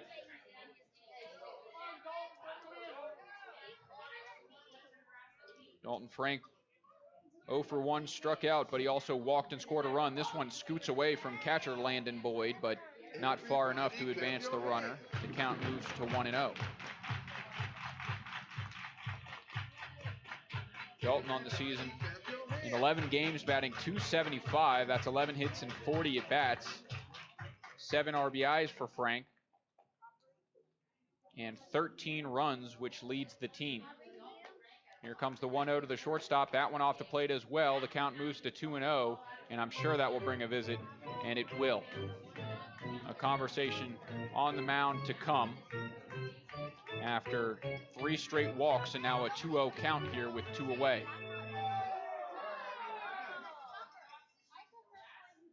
Inning started with the Nathan Marroquin single.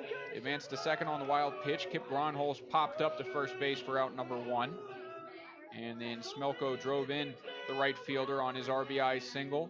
He was the second out, however, as he was caught stealing on the pickoff from McGuire. Since then, it's been 3 straight walks to Garrity, McGee, and Davis, the dangerous parts of the order. And now the 5-hole hitter, Dalton Frank, with a chance to get something done. 2-0 count, 2 away, and the bases juiced for the Pios.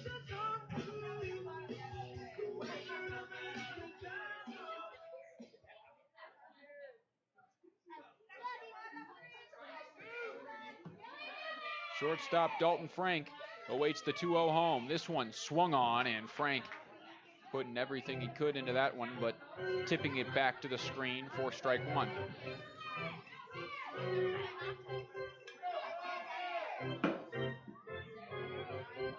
Freshman at Florida Atlantic from Loxahatchee, Florida. Didn't see playing time at FAU this year, but has lots of high school accolades. This one misses off the plate, and the count will go 3-1. And now McGuire, 1 pitch away from walking in a run. I'm sure Dalton Frank would not mind his 8th RBI of the season, tying the team lead. Here's the 3-1. This one shot out to left field. That was an absolute bomb, but it's way foul. And look out over there, as that had more than home run distance off the bat of Dalton Frank. Very high exit velo as well. But instead, it's just a long strike 2, and Frank will have to hit one fair if he wants to earn that RBI. 3-2 count, 2 away. All the runners will get a head start. Here's the pitch from McGuire. This one tipped back off the catcher, Landon Boyd. And that one looks like it hit his bare hand as he shakes his arm a little bit. Home plate umpire Antonio Arquina giving the catcher some time. But the count remains 3-2 as Dalton Frank getting enough of it to stay alive. 5-1 game in favor of the Pioneers here in this bottom of the 4th, but not done yet, as Dalton Frank will see another payoff pitch. 3-2, 2 away, and the bases loaded as the runners will get the head start. Here's the pitch from the lefty McGuire. Shot down the third base line again, but again it will go foul.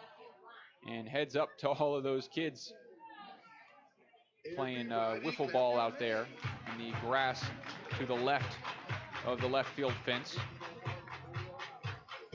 A nice spot.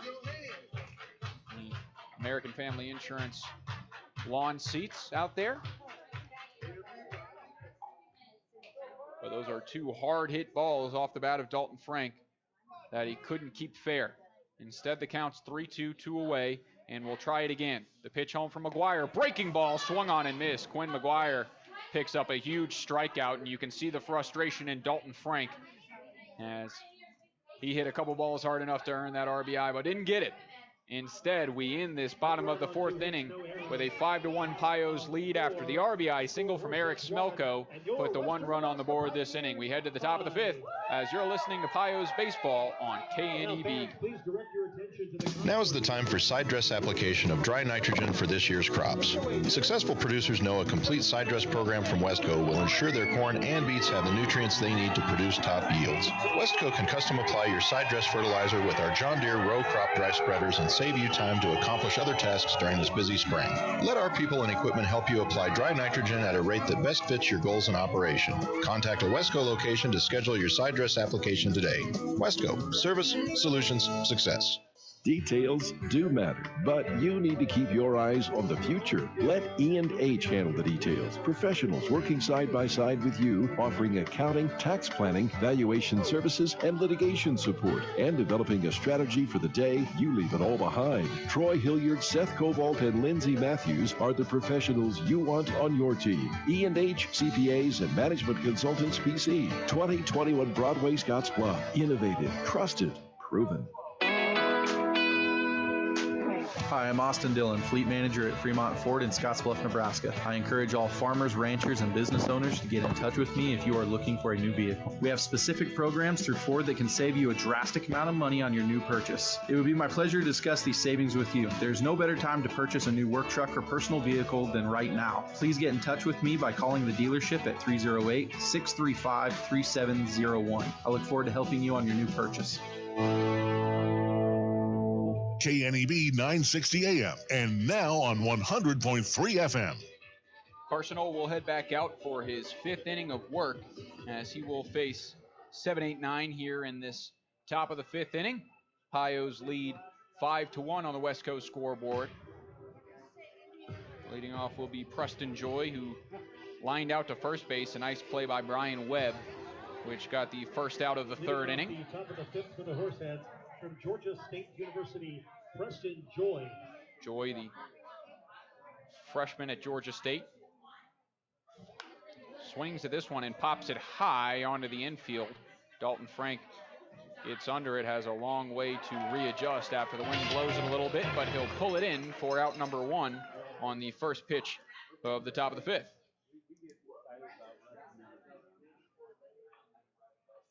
So that brings up Ricky Teal, who has the first hit of the night for the Horseheads. Only 3 on the night for Casper, but the lefty Ricky Teal will try and secure the same result, the 0-0 home. That one catches the outer half for strike 1 on the left fielder.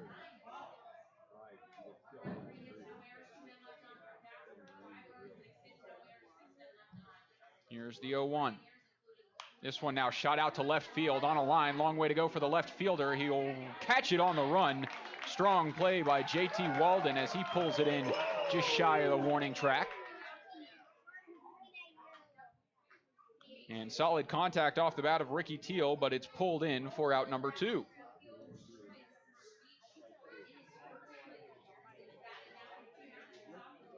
Now batting from the University of Oklahoma, Luke Quick. 2 quick outs, and now Luke Quick at the plate. The 9-hole hitter will swing right through this fastball for strike 1 to fall behind in the count.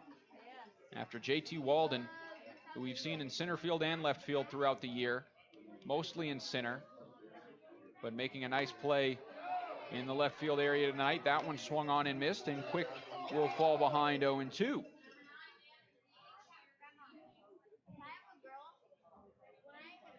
Carson Ohl shrugs his shoulders, and out of the windup, he'll deliver the 0-2 home. This one just misses low. Luke Quick watching, and the count moving to 1-2, 2 outs here in this top of the 5th.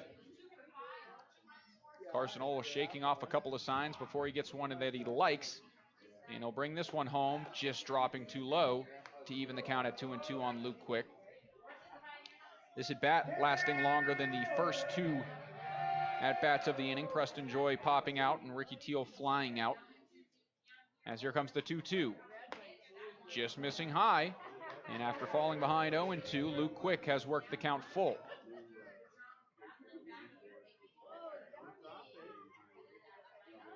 3-2 count, 2 away. The pitch from Carson Ohl. This one popped up on the infield again. This one again towards Dalton Frank, who ranges into the left field and will catch it moving backwards for out number 3. So 3 up, 3 down here in this top of the 5th as Carson Ohl keeps rolling. We head now to the bottom half as on the West Coast scoreboard, the Pioneers lead 5-1. You're listening to Pios Baseball on KNEB. Be the envy of the neighborhood with the new Green Mountain Grill from High Plains Spas and Recreation. In addition to Green Mountain Grills, High Plains Spas and Recreation also has the pellets, cooking spices, rib racks, smoking shelves, covers, and other accessories, as well as replacement parts. If they don't have what you need, they could get it. Yep, get a Green Mountain Grill and be that neighbor that's always admired for the wonderful, yummy barbecue smells. High Plains Spas and Recreation, open 9 to 5, Monday through Friday, 1725 East Overland in Scottsbluff. I struggled with symptoms like frequent gas and stomach pain for years. I was bloated all the time with daily diarrhea. At first, I thought it was what I was eating. I kept thinking it was stomach issues. So I did my research and talked to my doctor, and we finally uncovered the truth. It was actually EPI. Exocrine pancreatic insufficiency, or EPI, is a condition where your pancreas is unable to help break down your food. It can lead to symptoms like diarrhea, gas, bloating, stomach pain, unexplained weight loss, and oily stools.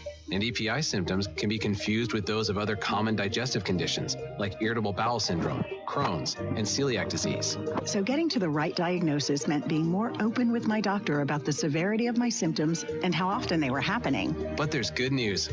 EPI is manageable, so don't wait any longer. Use the symptom checker at identifyepi.com and schedule a visit or call with your doctor to ask, could I have EPI? Sponsored by AbbVie. KNEB 960 AM and now on 100.3 FM. Bottom of the fifth about to come your way. The Pioneers lead this one by a score of 5-1. As remaining in the game is Quinn McGuire after he worked out of that jam in the fourth. Had the bases loaded after 3 2-out walks, but got the strikeout of Dalton Frank to win the inning. As Frank sent 2 blasts off the bat that just went foul. And JT Walden will try and get things going here in the bottom half of the fifth inning. So all time, the Pioneers against Casper, I mentioned earlier, 14-3 in favor of the Pioneers. As the first pitch to the lefty, JT Walden. That one cuts too low for ball 1. But on the scoreboard, the Pioneers outscoring Casper 29-21 in their first series of the season. All time, the Pioneers outscoring them 152-60. So big wins for the Pioneers back in 2019. That one missing off the plate as the count moves to 2-0. Casper playing their inaugural season in 2019. 2020 canceled due to COVID. And now back here in 2021 as that one misses up and in on JT Walden, and the count 3-0 on the leadoff man of the inning.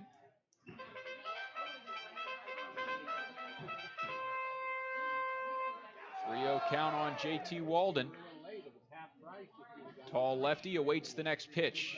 Misses off the plate. 4-pitch walk starts this bottom of the fifth. And Walden will reach. So that's now 5 straight innings for the Pioneers where the leadoff man has reached base. 2 of those, now 3 of those in the second, third, and fourth. Those runners came around to score. And JT Walden hoping that trend continues. Brian Webb now at the plate. Left-handed hitting first baseman. Watch the first pitch in there for strike 1. A big gap in the right center gap. As center fielder Jake Reynes playing to my left of the second base bag.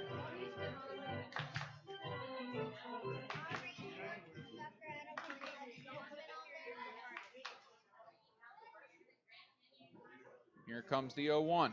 That one almost runs in and hits Brian Webb. He thinks it did.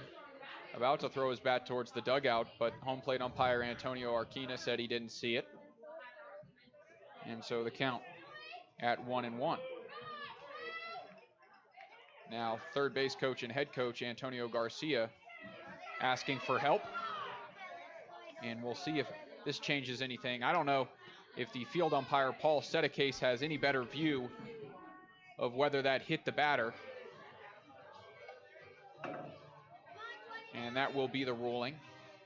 So instead of the hit by pitch, it'll just be ball 1. The count 1-1 on Brian Webb, who on the day is 1 for 2. Had the single, was left stranded in the second inning and struck out in his only other at bat in the third. But he won't get on base that easily as he'll await this 1-1. This one popped up to the left side, high and out of play, and the count moves to 1-2.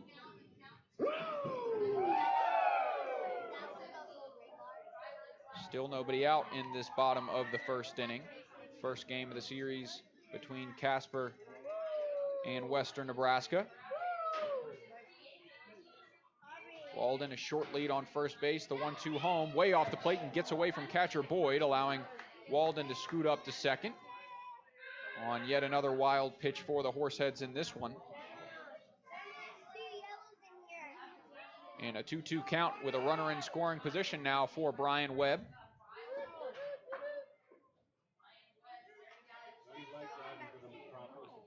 Quinn McGuire, the lefty, looks home. Comes set and will now bring the 2-2. That one swung on and missed in the dirt. Catcher Boyd fields and will throw to first base in time for the out. So the strikeout of Brian Webb will be out number 1 in this bottom of the 5th inning. And Nathan Marroquin will step up. Walked in a run in the 2nd inning as his first Pioneers RBI. And then in the 4th inning, singled and scored.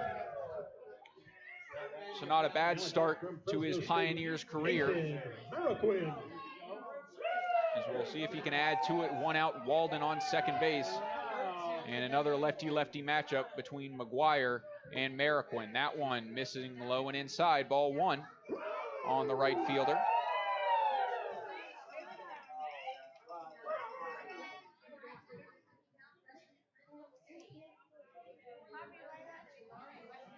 Didn't have any stats with the Bulldogs of Fresno State this year. Watches this one miss up and in for ball 2.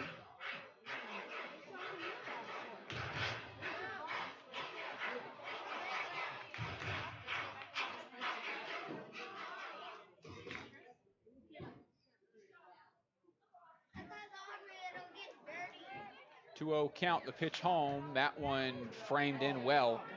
Catcher behind the plate, Landon Boyd. Nice work of the glove to get the call. The count moves to 2-1. Oregon Trail Park Stadium. Wind starting to blow pretty heavily. That American flag nearly coming off the pole. JT Walden getting a head start, trying to distract everybody. But will hesitate back to the bag as that one misses off the plate. The count moves to 3-1. Don't know if you can see it on the camera, but the wind blowing the net on the first base side pretty heavily. And again, that American flag out in left field is about to be torn off the pole. This one now shot out towards that flag, but out of play, foul. As it is a warmer night in Gehring, Nebraska. That wind helping cool off everyone in attendance. And that foul ball brings the full count to Nathan Marroquin. With 1 away, Walden on second base. The lefty McGuire comes set, comes home. 3-2, swung on and missed. Nice pitch on the inner half. And Nathan Marroquin comes up empty. It's back-to-back strikeouts from McGuire to get a big 2 outs. As the 9-hole hitter Kip Gronholz will step in and try and keep the inning alive and bring in JT Walden. Now batting from Southwest Minnesota State, Kip Gronholz out of Southwest Minnesota State, Rochester, Minnesota native. First pitch to him from McGuire. This one runs inside, and did it hit him? No. It's going to allow Walden to scoot up. As walking around the batter's box is Gronholz. So no hit by pitch, it's a ball, and it is another wild pitch.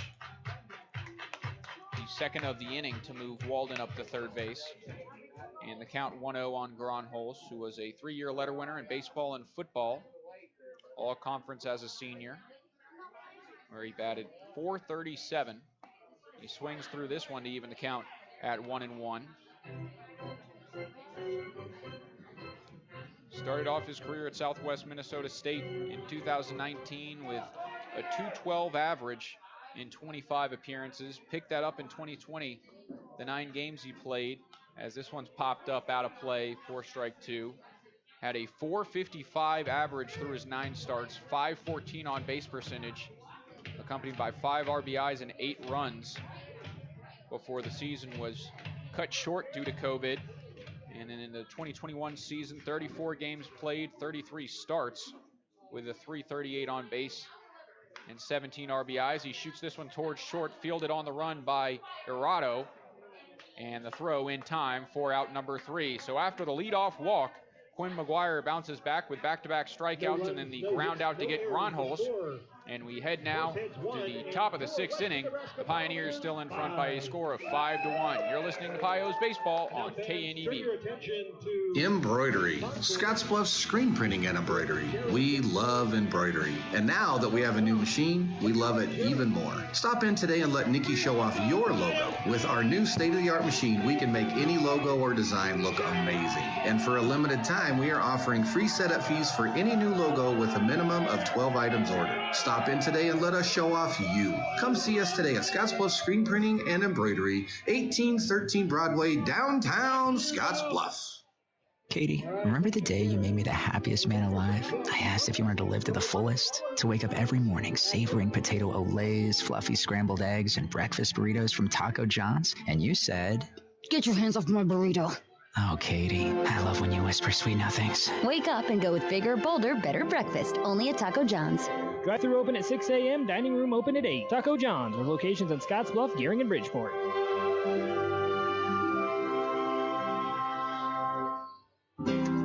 Regional West Rehab Center offers complete therapy for patients after injury or surgery, or for those with chronic conditions.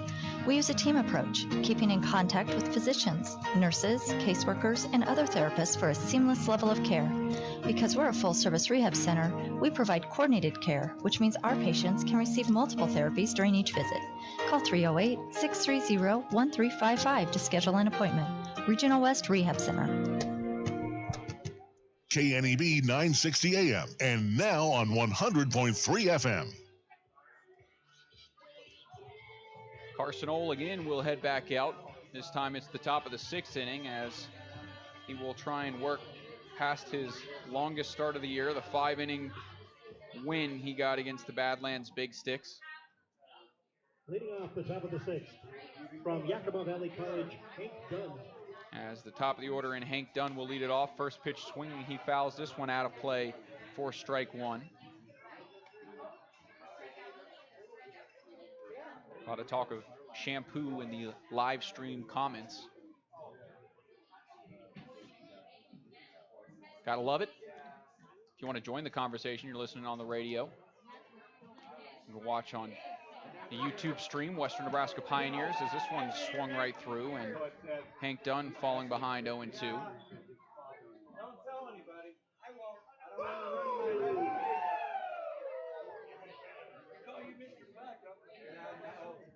Right-handed hitting Hank Dunn awaits the 0-2 pitch. This one shot towards third base. McGee fields on the backhand. A long throw. Gets it in time. A bullet from the third baseman, Cade McGee, in time for out number one.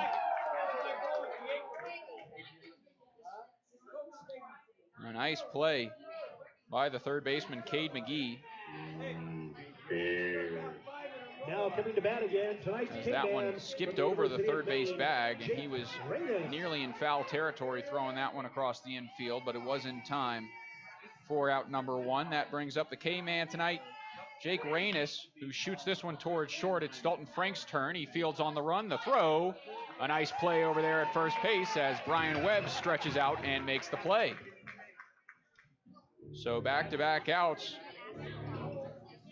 It was Cade McGee, now it's Dalton Frank for the first two of the inning. Two quick ones as Christian Lopez will come up as the third batter of the inning. Grounded out to Cade in the first inning, and then he singled and scored the only Casper run to this point in the fourth. First pitch to him, this one off the plate, outside ball one. Lopez also picked up a stolen base in that fourth inning. Two stolen bases in that inning. As the 1-0. Breaking ball popped up to the right side. Everyone runs over, but I think they're going to run out of room. That one bouncing on the concourse and onto the roof. That protects them. As the count moves to 1-1.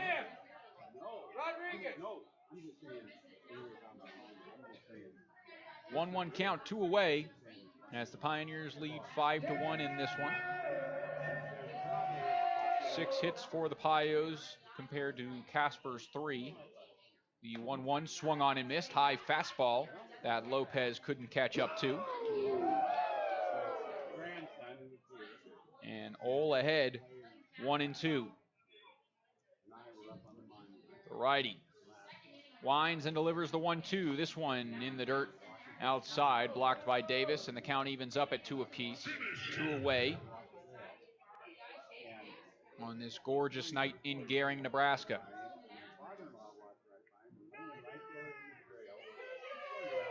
2-2 count, 2 away. The pitch from Carson Ohl. This one shot foul to the right side. A scorcher off the bat of Lopez. And he'll stay alive. The count remains 2-2 here. Pios trying to bounce back from their series loss to the Mining City Tommyknockers last time out. This 2-2 breaking ball called strike 3. It crosses the plate in the zone, and Carson Ohl picks up the looking strikeout to go 1-2-3 here in this top of the 6th inning. Carson Ohl is rolling. The Pios come to bat in the bottom half. They lead 5-1. Don't go anywhere. You're listening to Pios Baseball on KNEB. You can take the trailer out of Texas, but you can't take the Texas out of the trailer. PJ Trailers are built in Texas with the same attention to detail to hold up to the hardworking professional using them. Ryan's Welding and Trailer Sales in Scottsbluff is your authorized PJ Trailer dealer with a wide variety of sizes. ATV trailers, car haulers, equipment trailers, tilt deck, and gooseneck trailers. Ryan's is also a full-service welding shop. Stop by 1110 Avenue B in Scottsbluff or call 308-575-0710.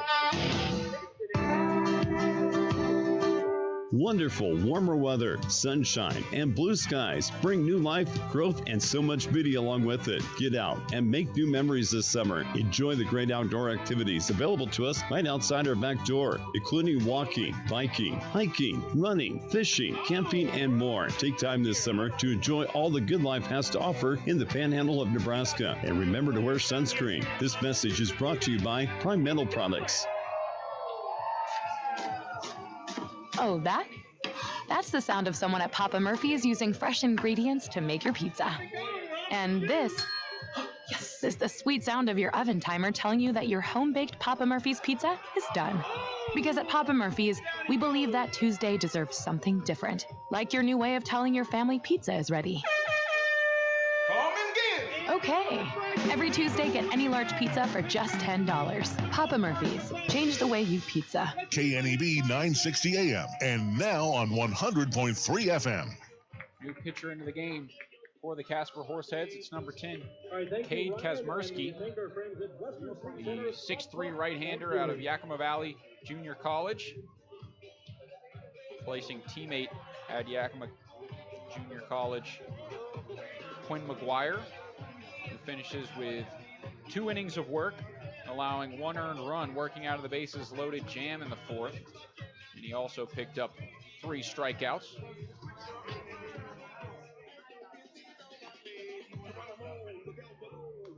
So not too shabby out of the bullpen from Quinn McGuire. And Kazmersky will have to face the top of the order here in this bottom of the 6th. Starting with Eric Smelko, who is red hot in this one. 3 singles, 2 RBIs, a stolen base as well.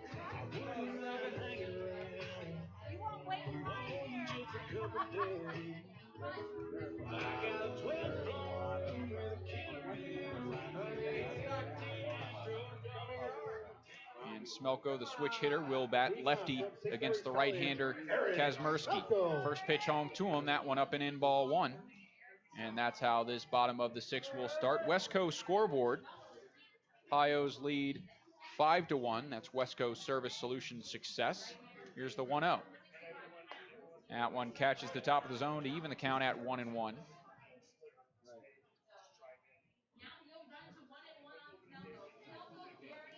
Even count on the lefty hitting Smelko. This one misses high. The count now 2-1.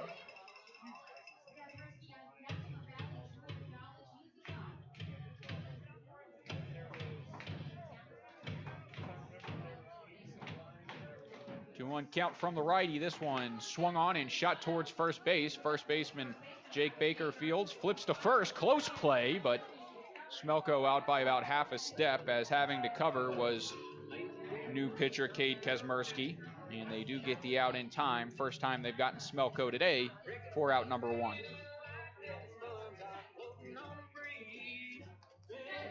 Tyler Garrity up at the plate to face Kazmersky, who hasn't gotten any pitching time for the Horseheads this year. This is his first appearance out there on the mound. As the first pitch home to Garrity off the plate, ball 1.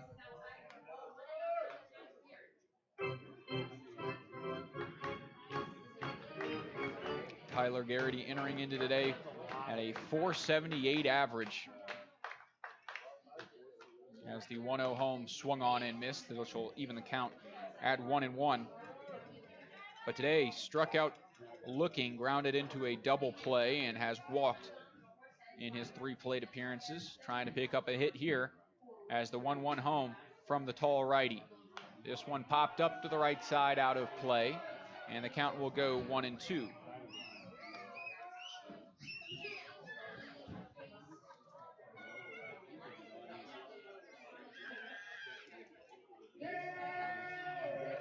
Only 5 runs across the board for the Pioneers here, which has been an upgrade for Casper pitching. This curveball cutting too high, and the count remains 2-2. But again, I mentioned it earlier in the game, averaging 13.09 runs against in games this year. That one misses low and away, and the count goes to 3-2. It is tough to win games when you're giving up 13 runs a game.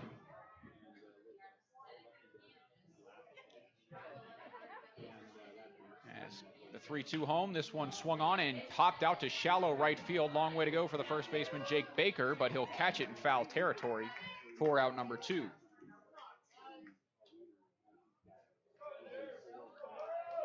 Basically every pop-up that we've seen so far in this one has done some sort of damage to infielders' credibility on pop-ups, as those balls keep moving around and infielders have to shift. They can't get to the position clean, and they're moving left to right and then catching it at the last second, and it looks like it could drop, but no errors so far tonight. As the first pitch into Cade McGee is in there for a strike. No errors is certainly something that you like to see after a first couple weeks in the Expedition League have been rough defensively. McGee, big hack on this one, but he comes up empty.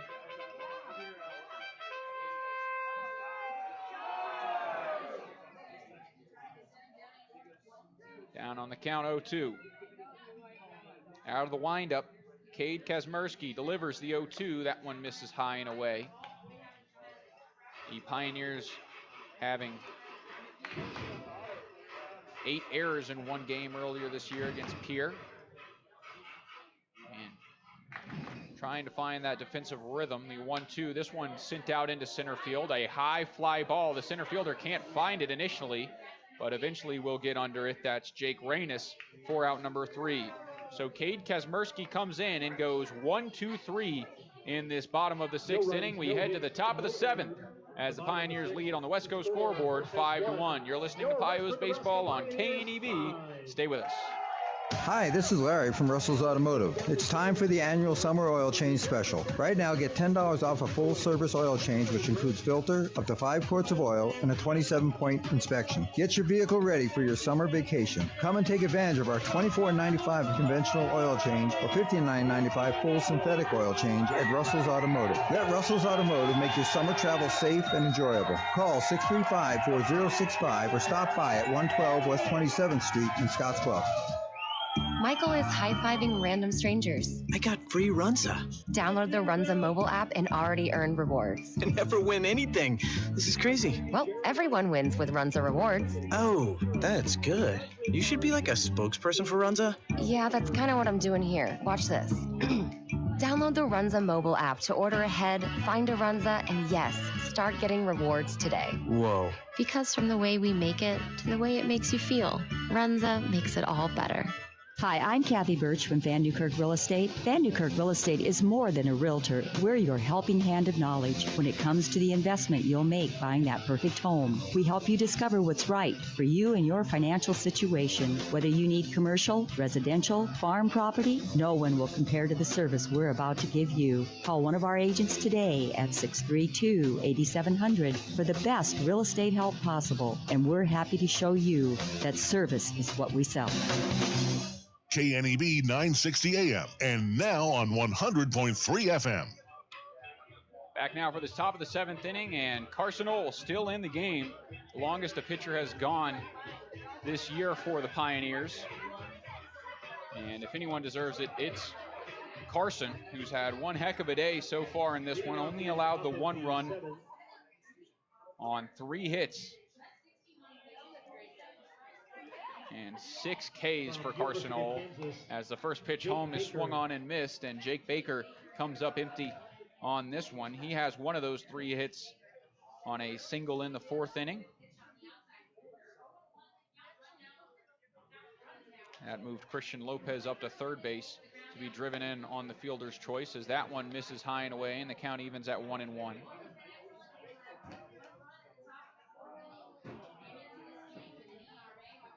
Here comes the 1-1. This one now shot foul out of play off the bat of Jake Baker, and the count moves to 1-2. Baker at the University of Kansas. Probably knows most of the Pios dugout fairly well. Head coach of the Pios, Antonio Garcia, playing there, and the grad assistant there, as that one misses, the count even at 2 apiece.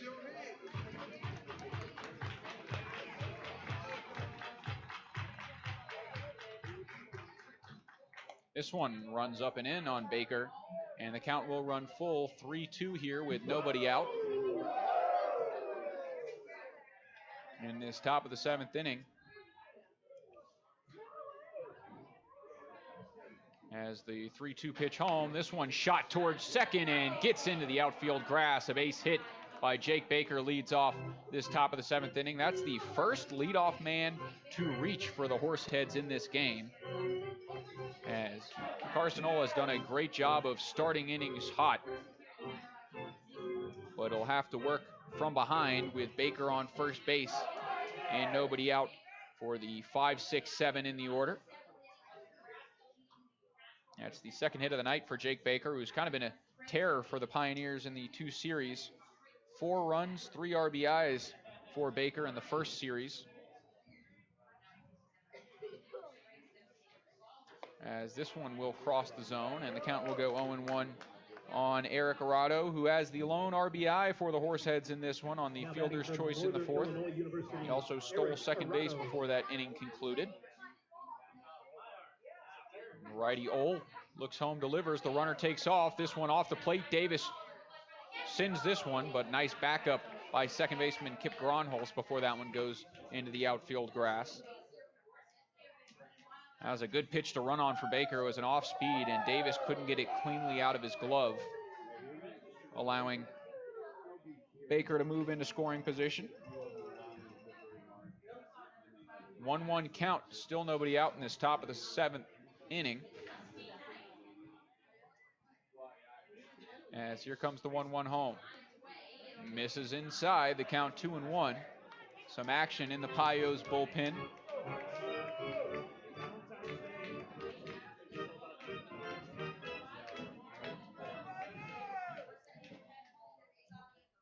As Ohl tries to get this first out, bounce back in the count, he'll have a slow pickoff move to second base to step off and step back on here. 2-1 count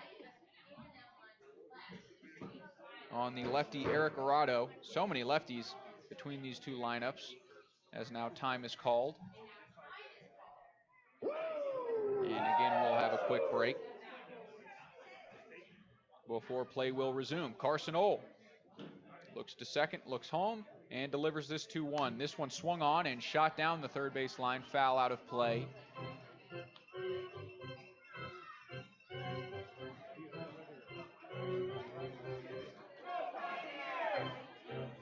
And the count even at 2-2.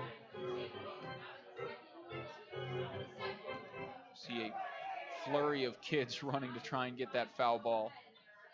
All disappointed as they see another kid has already gotten it. But there will be more opportunities, I'm sure. 2-2 count. As Arado will have to protect here. The pitch home drops a little too low, and the count will go full on the shortstop out of Northern Illinois University. 6'0 freshman from Sussex, Wisconsin. The 3-2 home. Shot down the first base line, but foul. His freshman year at NIU, batted .327 in 35 starts. So instant action for the shortstop tonight.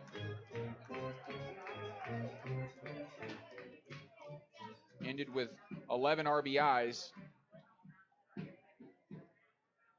and 8 extra base hits, 6 doubles. He'll have another full count pitch. This one again shot foul, and he's doing a great job of staying alive against Carson and driving that pitch count up against Ole, who had been cruising through the first 6 innings.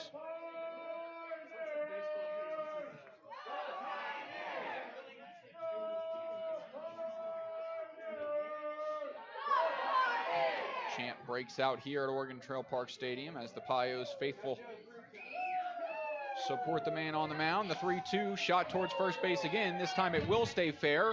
Fielded, covering the first base bag is Carson Ole. It'll be out number 1, but it is productive as moving up to third base is Jake Baker. And the 3-1 put out is out number 1.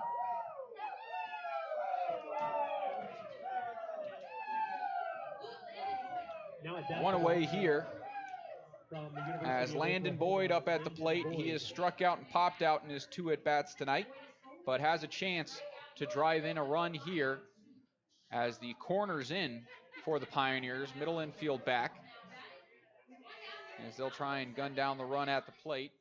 First pitch home, swinging heavy is Boyd, but he comes up empty for strike 1. Nice fastball by Ole, who still has some velocity here in this 7th. The righty will get to go out of the windup again with a runner on third base, so here comes the 0-1. Whoa, up and in. Ducking out of the way is Boyd. As the count is even.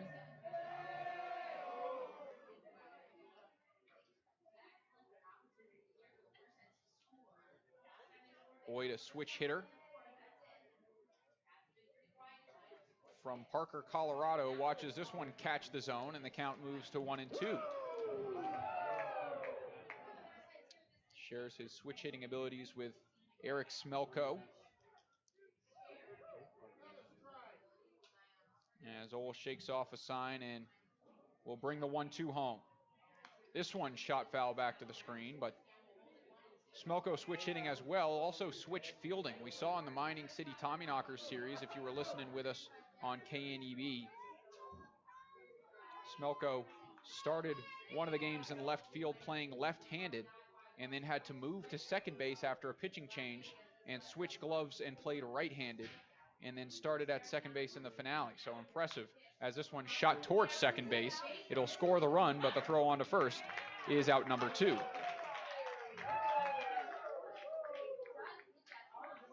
So another RBI, this time it's off the bat of Landon Boyd on the 4-3 put out. And that is out number 2 here in this one. Meeting on the mound, and that'll be the end of the line for Carson Ole as he goes through 6.2 innings of work, and it was a good 6.2 innings. Only allowed the 2 earned runs that are on the board for Casper on 4 hits for the Horseheads, and he leaves this game with a 3-run lead for his team. Ends the day with 6 strikeouts as his tally moves to 16 on the season, and he'll exit to applause from the Pios faithful and the Pios dugout as well, as an excellent performance from the young Carson Ole out of Grand Canyon University. And we'll have a new arm replacing him Looks like number 19, Paul Pandoro. Will be our first look at him this season, the right-hander and Scottsbluff native from Scottsbluff, Nebraska. Junior attending Pittsburgh State. Went to Scottsbluff High School, was one of the top linebackers in the region, but decided to stick with baseball. Played his Legion with the Westco Legion team in Scottsbluff. Did not play in 2019, but spent his summer with the Casper Horseheads. Had an inning of work with them, 2 strikeouts, 3 walks, and an earned run. And in 2020, he spent his summer with the Pios. 0-1 in 11 appearances, had a pair of saves, but 21 innings of work.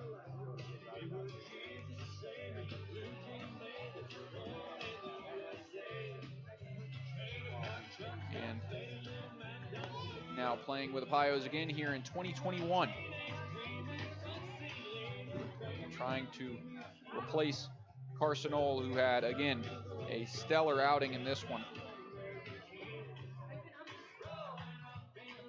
Leaves with the bases empty.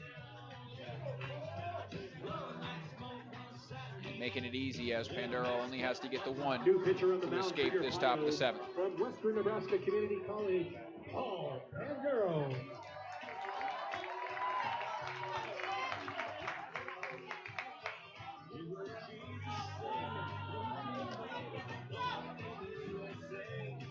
So Paul Pandoro will face his former team for the first time. Again, played for the Pios last year, but Casper not having the season due to COVID. And he will face Preston Joy, the second baseman, to kick things off. Nobody on with 2 outs here in this top of the 7th. The big righty out of the windup, first pitch home. That one in there for strike 1 as that fastball had some velo. Now at bat from Georgia State 0-1 count on Preston Joy. 15 games started as a freshman for Joy at Georgia State. And swings at this 0-1, sends it out to right field, but right at Nathan Mariquin, who brings it in for out number 3. So only 2 pitches needed for Paul Pandoro as he enters into this one and gets out number 3 in this top half of the 7th. The Horseheads pick up 1 run on 1 hit in the Landon Boyd ground out RBI. We head to the bottom of the 7th inning. It's time to stretch at Oregon Trail Park Stadium. Pios lead 5-2. Stay with us. We'll be right back. You know it the moment you step in the door. Perkins Restaurant and Bakery welcomes you. Join their table or use their easy Perkins to go online ordering and pick 'em. And right now, enjoy Perkins Strawberry Freshtival. Strawberry waffles, pancakes, and crepes, strawberry muffins and pies, and strawberry spinach salad. Summer means strawberries at Perkins. You've come to the right place. Perkins Restaurant and Bakery. Bring your appetite. They'll take care of the rest. Highway 26 and Avenue B in Scottsbluff.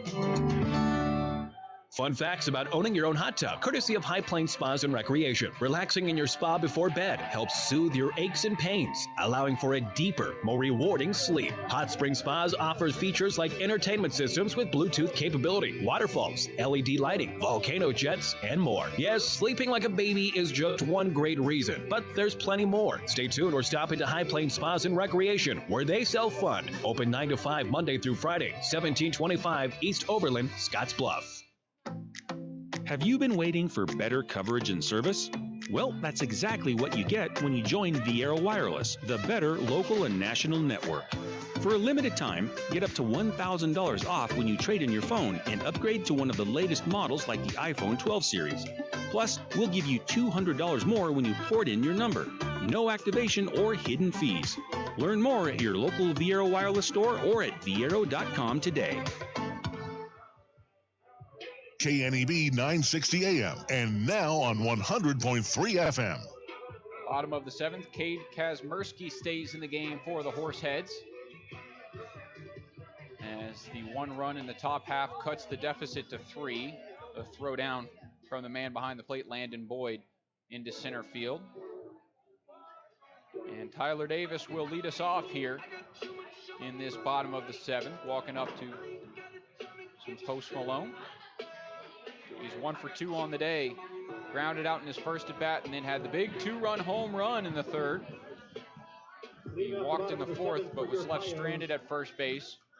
From Fresno State, Tyler Will lead off for the Davis. first time in this game, trying to reach.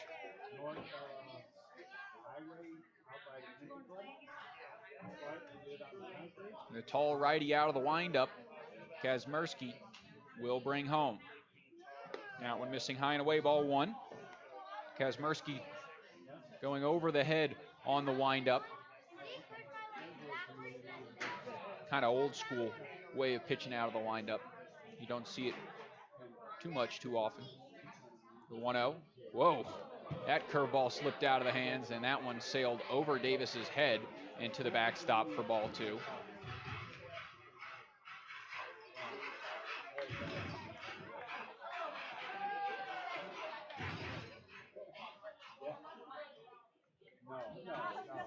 Kazmersky from Kent, Washington delivers the 2-0. This one shot foul back to the screen. The count moving to 2-1. He attended Mount Rainier.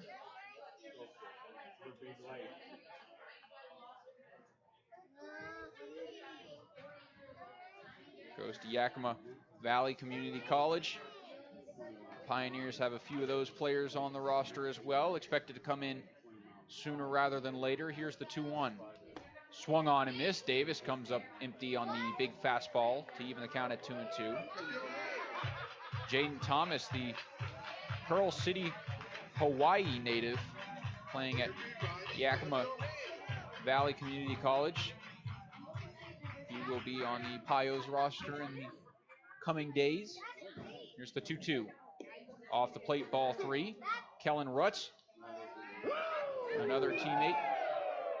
He arrived today on the bench right now for the Pioneers. We'll see if he'll get any playing time. I'm sure he'll definitely get some at some point during the series.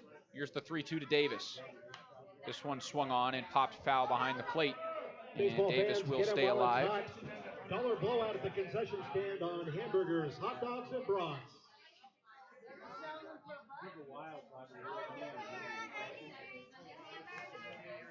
3-2 count again as Davis has put together a pretty good at bat here in this bottom of the seventh to kick things off. Kazmersky trying to put him away. Wind up, 3-2. Too high, ball four, and the second walk of the day for Tyler Davis puts him on base for the third time. And another leadoff base runner. That's now the sixth leadoff base runner in 7 innings for the Pioneers. Has been in a big part of their success so far in this one with their 3-run lead. On the West Coast scoreboard, they lead 5-2. Dalton Frank will get a chance at the plate now. 0 for 2, a pair of strikeouts, a walk and a run. Swings at this one and fouls it back for strike one. But Frank, his last strikeout came with the bases loaded and 2 outs, and he was scorching some foul balls, but came up empty to go down on strikes. We'll see if he can barrel one up in play in this at bat. He'll start behind 0-1. This one off the plate, outside, ball one, evens the count at 1 apiece. Tyler Davis over there at first base. Not a big threat to steal. Does have 1 on the year in 1 attempt. As he has a pretty short lead over there at first. He'll take off here though. Frank swinging and fouling it out of play, so Davis will have to head on back, and the count moves to 1-2.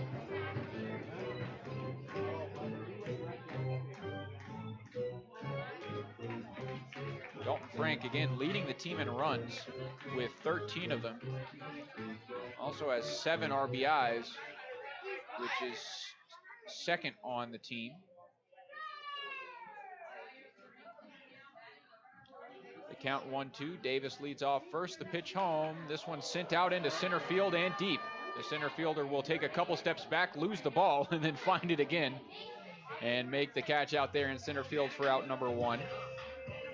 So that's a couple of times that center fielder, Jake Reynes, has kind of struggled to find the ball as the sun has set here in Gering, Nebraska, and it's starting to get a little dark out.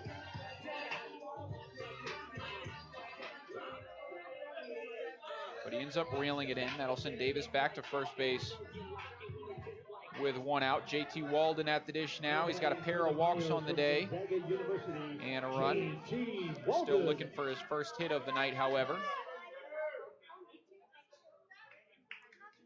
As the first pitch to the lefty is in there, strike one. Nice pitch.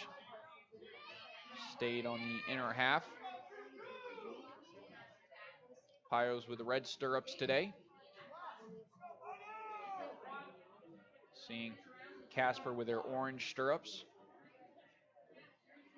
Pick off to first base, but Davis not taking a big lead.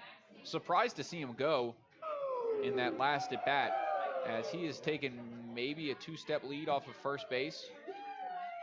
And it's really just a falling down distance, as he'll take his secondary here, as that one catches the outer half, and a good pitch on the outside black to JT Walden moves the count to 0-2 now.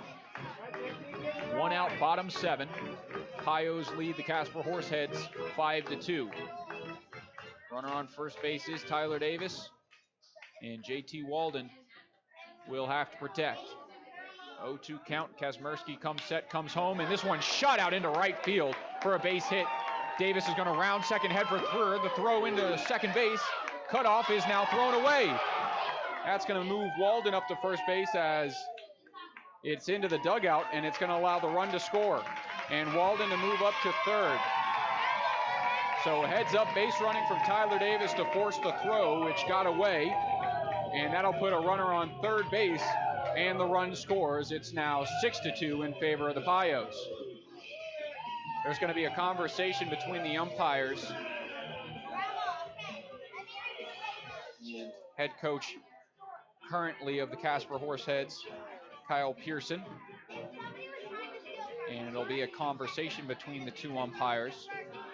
So off the bat, JT Walden shot that towards Tyler Davis, who was leading off of first base, and Davis had to duck out of the way unless that ball would have hit him. And catcher Davis looking up, getting the sign from Antonio Garcia, and rounding second base hard into third. The throw into the cutoff man at second, and then the throw towards third, and now a conversation with Antonio Garcia. Perhaps going over ground rules of the stadium. From our angle in the press box, you can't really see where that ball landed. And now they're going to send the runners back. So back to second base goes JT Walden, and the run is taken off the board as Tyler Davis out of the dugout will have to go back to third.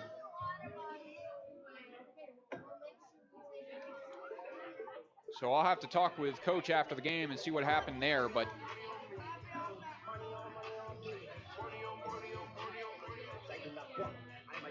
not sure.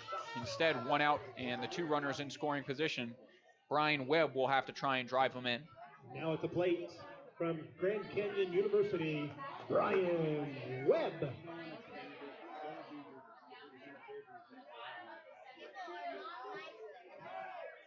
So I think that takes the error off the board as well, because the runners were already in their positions. That one catches the zone on Webb. He'll start the count behind 0-1. Davis still on third base, JT Walden on second. And that's where they were when that throw was thrown away. But we'll see. 0-1 count. This one, Squibber off the end of the bat and taken in fair territory. The throw home is high. The run scores. Webb rounds second base, rounds first, but will stay at first. And a heads-up play by third baseman Christian Lopez to go home with it. If the throw was on line, he probably had Walden at the plate, but he sailed it on catcher Landon Boyd, and that will definitely be an error, as that one was off the end of the bat and spinning foul anyway. Surprised Lopez fielded it in fair territory. So a ball don't lie situation after the runners had to head back out there. Now the run crosses the plate and JT Walden moves up to third. Brian Webb on first as well. And with one out, it'll be Nathan Marroquin. He sends this one out to left field on a line. Left fielder ranges back and will bring it in. Runner tags and no throw from the cutoff man as the sac fly from Marroquin advances the score to 7-2.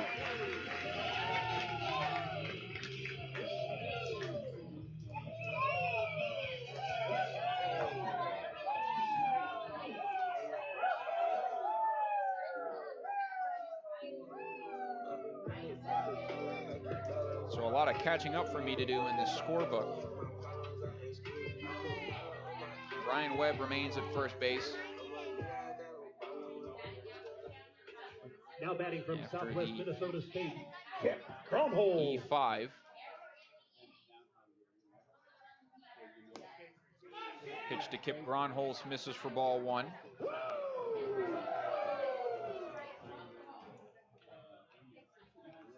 Two away in the inning to Kip, who is looking for his first hit of the game, first time reaching of the game after lining out, popping out, and grounding out. He swings at this one, and it didn't look pretty. Didn't see that one well out of the hand, and the count even at 1-1. Again, Kip in a bit of a slump, but trying to hit his way out of it here. Pretty big shift on the infield as the second baseman playing close to that second base bag. Shortstop Eric Arado well off the bag. This one gets away from the catcher Boyd, and another wild pitch allows Brian Webb to advance up to second.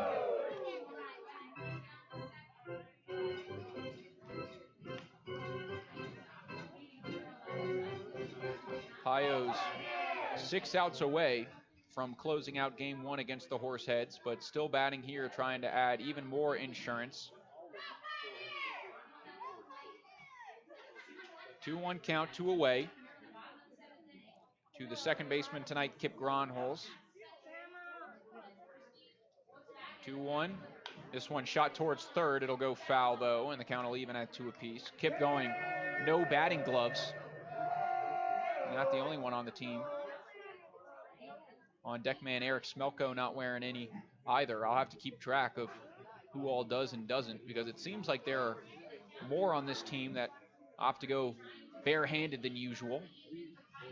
Deuce is wild here. 2-2 count, 2 away. Runner on second. The curveball just misses inside. Kazmersky dropped that one, but didn't get the inside corner call, and it'll be a full count now on the 9-hole hitter. 3-2 pitch in this 7-2 ball game. Leading off of second is Brian Webb. Here's the payoff. Shot slowly towards second. Coming in is the second baseman. He can't field it cleanly. And now rounding third base, coming home to score is Brian Webb. And another error eats up these Casper Horseheads in this bottom of the 7th inning, bringing in run number 8 as the Pios now lead 8-2.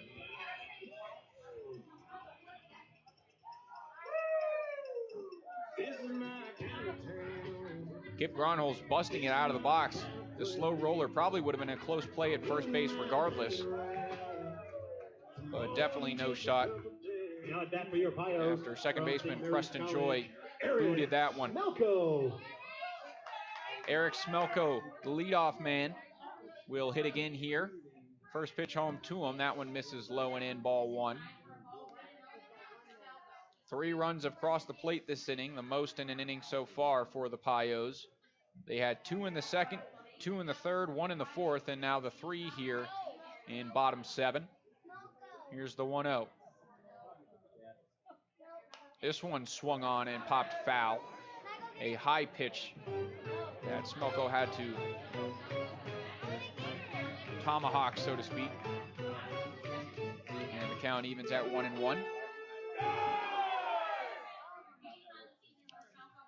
Eric Smelko so far tonight, 3 for 4, 3 singles, 2 RBIs. He's had a good day as he tries to add to it. Now bloops this one into shallow right center field. The second baseman ranging out, but he can't make the play. Grounding third and now getting the wave, but hold at third base is Kip Gromholz. He'll dive back to the bag safely, and that'll go down as a bloop single off the bat of Eric Smelko, his 4th hit of the day. And the Pios are rolling here with 2 outs in the bottom of the 7th.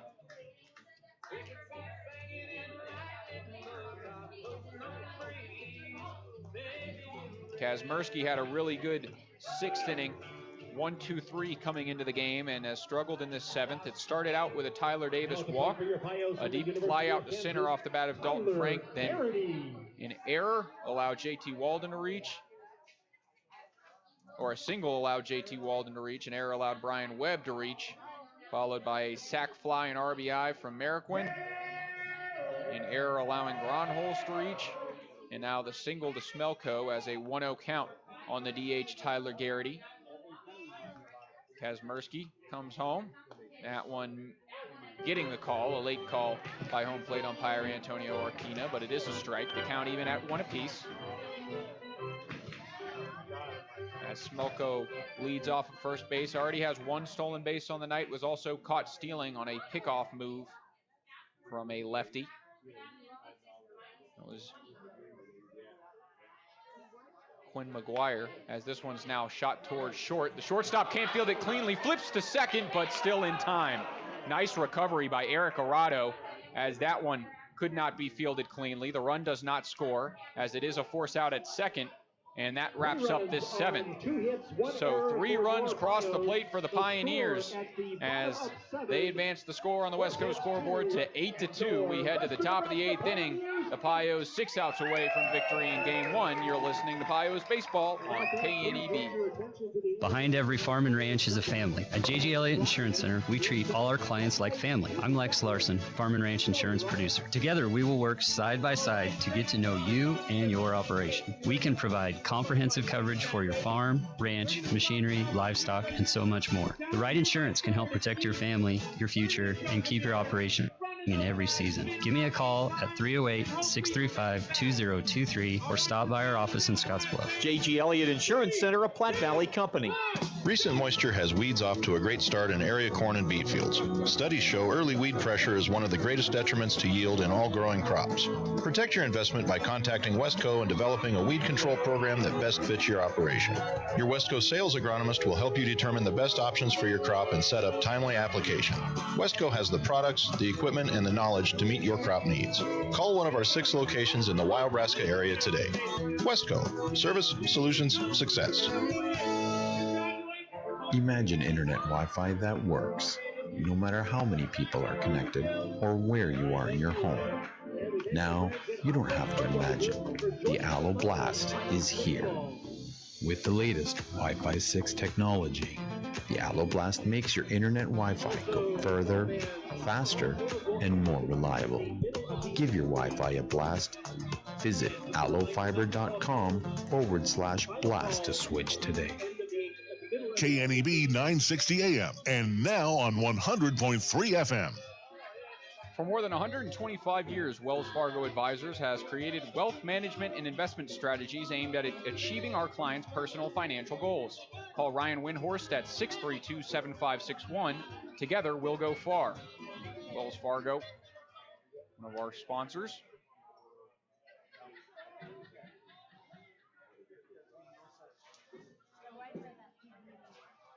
As Paul Pandora will head back out to pitch this top of the 8th inning. At bat from Orange Coast College. After getting the 1 out to wrap up that 7th. First pitch home now to Ricky Teal in there for strike 1. Teal, to this point tonight, singled and flown out in 2 ABs. Here comes the 0-1 from Pandoro. That one just misses low to even the count at 1.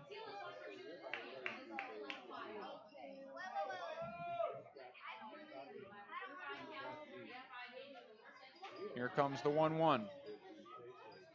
That one runs up and in. The count now 2-1. As Teal had to move out of the way. Here's the 2-1 now. That one catches the inside part of the plate.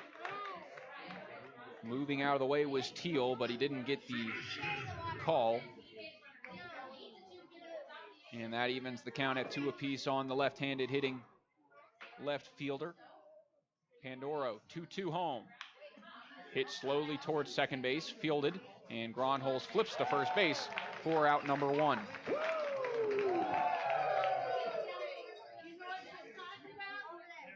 That brings up the 9-hole hitter, Luke Quick, who reached on a fielder's choice and popped up in 2 at-bats tonight.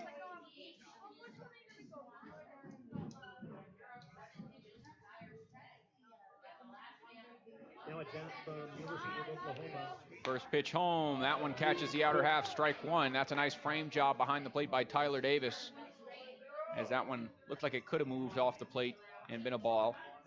But Davis catching it and moving that glove in enough to get the strike call. The 0-1, check swing. Home plate umpire Antonio Arquina says he did go. And the count now 0-2. Panduro way ahead. Can go with anything here as the righty brings home, fastball high, and it misses for ball one.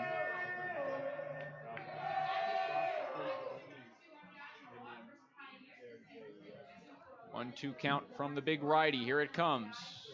Breaking ball drops a little too low, and nice job by Luke Quick to lay off as the count moves to 2-2.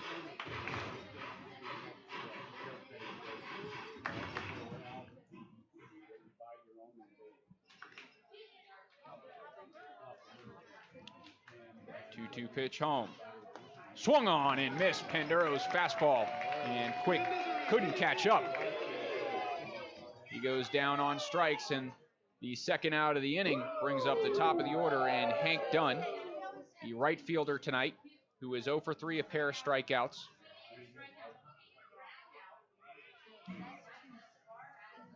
Dunn, another Yakima Valley College student athlete.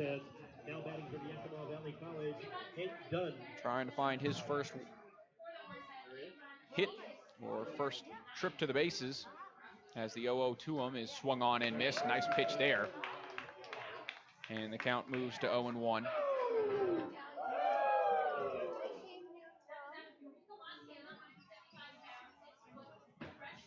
Dunn steps back in after taking a quick breather. Paul Panduro out of the windup, pumps the arms and brings home 0-1. That one finds the zone, and quickly the count moves to 0-2.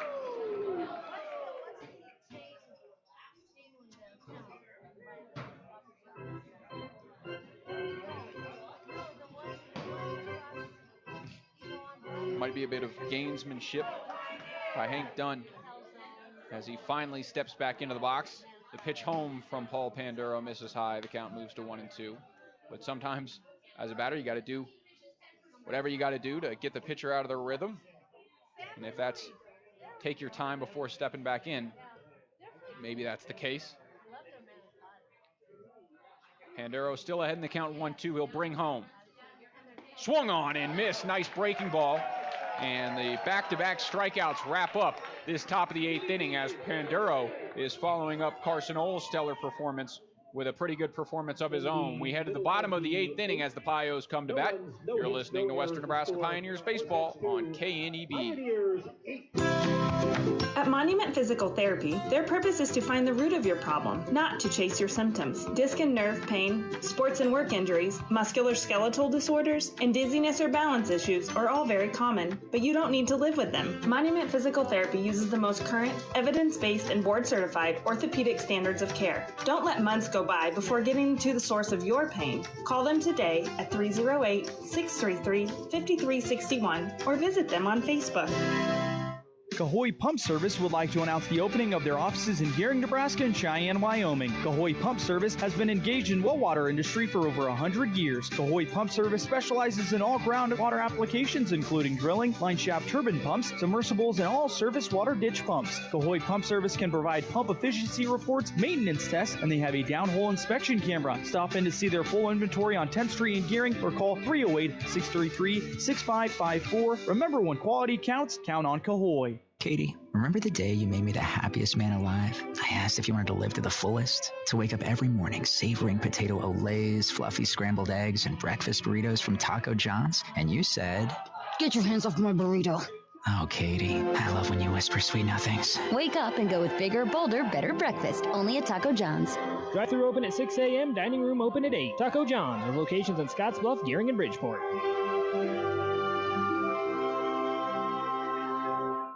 KNEB 960 AM and now on 100.3 FM. New pitcher into the game for the Horseheads. It's number 11, Jake Allen, who will take the mound here in this bottom of the 8th inning for Casper, replacing Cade Kazmersky. And he'll get to face Cade McGee to kick off this bottom of the 8th. McGee, to this point, flew out to center. He walked and scored in the 3rd, then walked and was left stranded at 2nd in the 4th. and flew out to center again in the 6th inning. We saw Jake Allen in the first series of the year. He's now at bat from Gonzaga University, was another one of the players that was playing both ways in the field, hitting and getting some time on the mound. Quick conversation on the mound to go over some signs. Landon Boyd trots out there, as Cade McGee will have to wait before he sees his first pitch of this bottom of the 8th. Pios trying to advance to 8-4 on the year.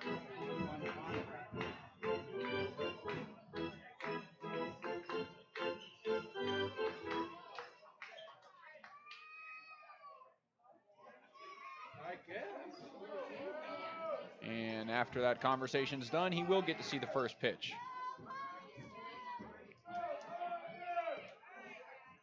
.9:05 p.m. here Mountain Time at Oregon Trail Park Stadium. First pitch home, a breaking ball in there for strike 1, as McGee will start behind in the count.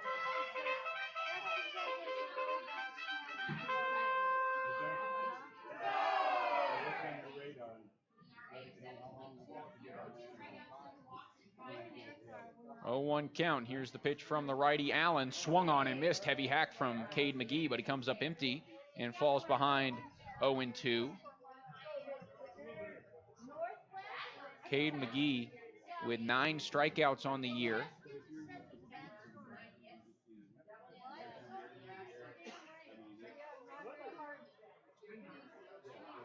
Watches this breaking ball go high, and he'll stay alive. 1-2. Jake Allen at the plate, batting .310 this year in 10 games, 9 for 29 on the season, with 2 extra base hits, an RBI, and 10 runs, as that one just misses on the outer half, and the count evens at 2. So not bad for Allen at the plate as he takes the mound here. His pitching statistics: has 4 games under his belt, 5 innings of work, has allowed 5 hits, 4 earned runs, 7 walks to just 2 strikeouts, as the count moves to 3-2. And he is 1 pitch away from walk number 8, as McGee will try and draw the walk for the 3rd time tonight. Full count pitch, the righty Jake Allen delivers. This one swung on, popped high into the Gehring Knight, but it'll go out of play. And we will have another payoff pitch to come.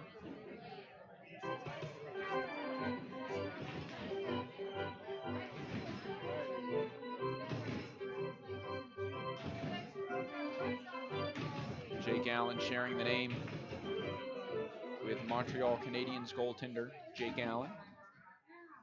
Canadiens not doing bad at all for all those hockey fans, as this 3-2 misses and called strike 3. Oh no, that one looked like it was way outside and should have been ball number 4. But Cade McGee will head back to the dugout with a looking strikeout. I'm sure he's upset, and it's out number 1 here in this bottom of the 8th. Yeah, I thought that was ball 4. It looked like it had missed off the outside and low. But home plate umpire Antonio Arquina disagrees. First pitch to Davis. That one misses. Check swing appeal. They say Davis did not go, and that will be ball 1. Tyler Davis himself has a pair of walks, also a pair of runs on one of those walks, and then the 2-run home run that he hit in the 3rd inning.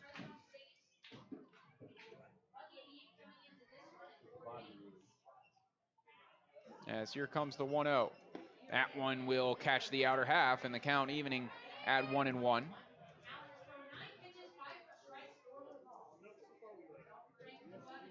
One away here in this bottom of the 8th. The Pios 3 outs away from closing it out. We'll see if they go with someone to pitch the 9th, or if they'll send Pandoro out there to do it.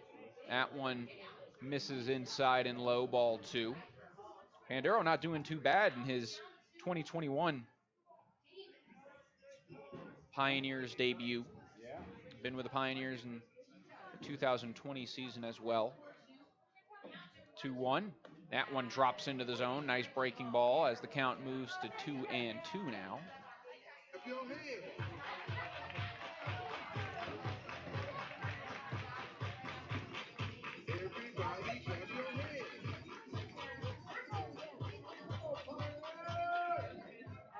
2-2, one away here in this bottom of the 8th. The pitch home. That one shot towards third base. Third baseman watches it roll under his glove.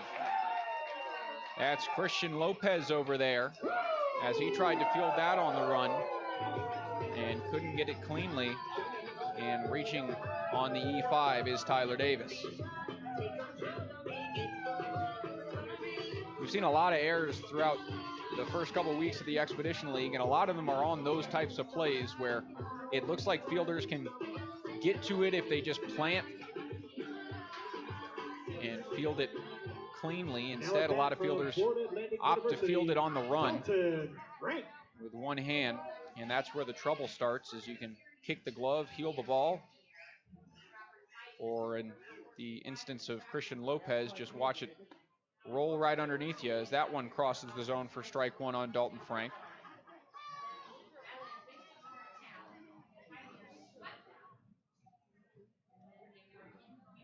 Frank, to this point, 0 for 3, has walked and scored a run. Other than that, a pair of strikeouts and a fly out. This one misses inside and will get by Landon Boyd, allowing Davis to scoot up to second base.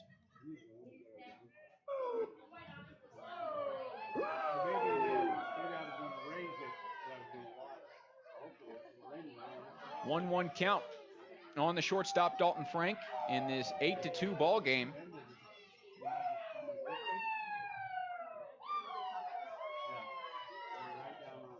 Here's the 1-1 pitch home.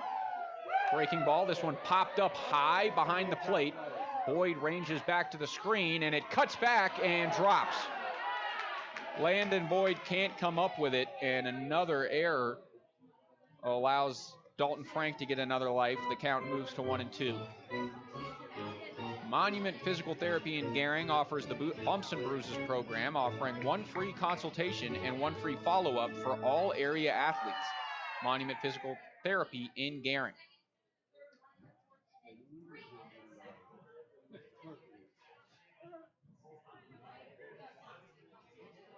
Dalton Frank, we'll see if he can make use of the extra life he got at the plate. Here's the 1-2. That one tipped back, and he will stay alive again and get to see another.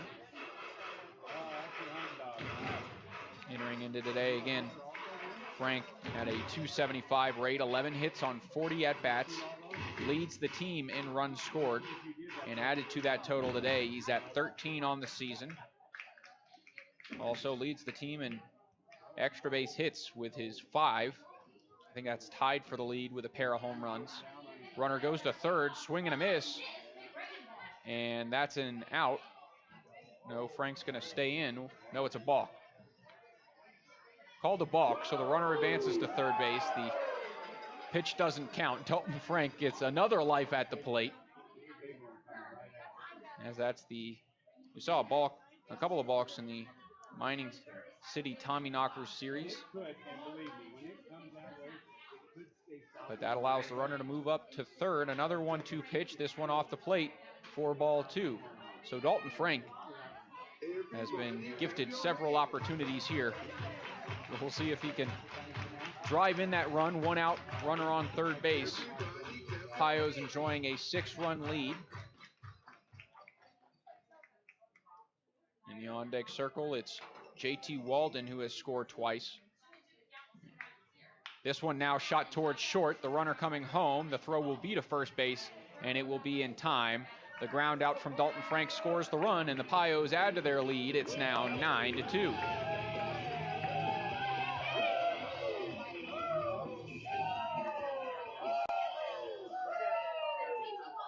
Floyd's Truck Center, your commercial farm and feed truck center representing Freightliner, Western Star, and Harsh, 322 South Beltline Highway East in Scottsbluff. That's Floyd's Truck Center.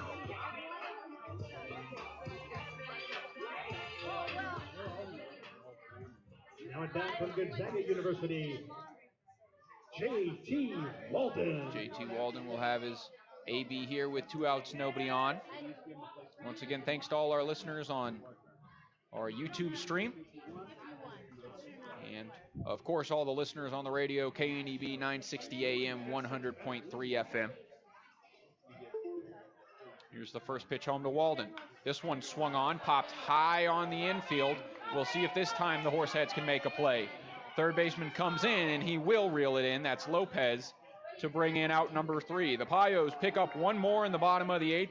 On the Dalton Frank RBI ground out, we head to the top half of the 9th as the Pios need 3 to close it out. You're listening to Pios Baseball on KNEB. Man, flies are annoying, aren't they?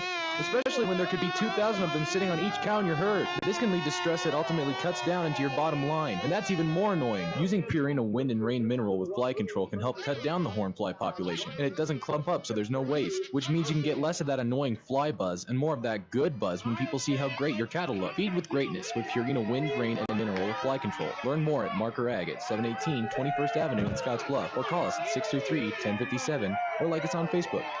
Fender bender, hailstorm, couldn't stop on the ice in time? After everyone is safe, Scottsbluff Body and Paint should be the first call you make. There isn't a better shop in the area. Our highly skilled team is experienced at performing all auto body repair and paint jobs. Stop by anytime and speak to one of our technicians, and we'll do a full inspection to show you just how little our repair services will cost you. Our work is not complete until your car is safe and you're on the road again. Call today, Scottsbluff Body and Paint, 225-6408. This is Scottsbluff President Mark Smith with Western States Bank. This 30 seconds is not long enough for me to discuss what may be the best way to overcome the business challenges you may be facing today. So let's get together. With my wealth of customized lending experience, we can work to get you what you need to continue to succeed. So with only 10 seconds left, I have time to say, find me at 1701 First Avenue in Scottsbluff. Western States Bank, better together, member FDIC, equal housing lender. KNEB 960 AM and now on 100.3 FM. Contact Jennifer Urdialis, your local 5-star lender with Castle & Cook Mortgage. For a simple, friendly, and fast loan process for your home purchase or refinance, contact Jennifer today. Castle & Cook Mortgage, the key to your castle. Top of the 9th leads off with a Paul Panduro fastball, followed by a swing and a miss from Jake Reynes. The K-man of the night, who has already struck out twice, now fouls this one back, and 2 quick strikes from the big righty put him ahead in the count, 0-2. 0 for 3 on the day is Reynes with those 2 strikeouts and a ground out to short.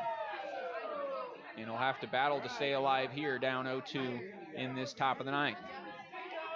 Righty delivers home. This one swung on and missed. Nice fastball from Paul Panduro.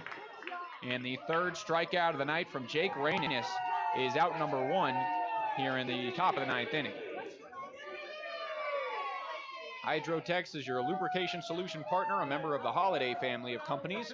Hydrotex is proud to support local athletes.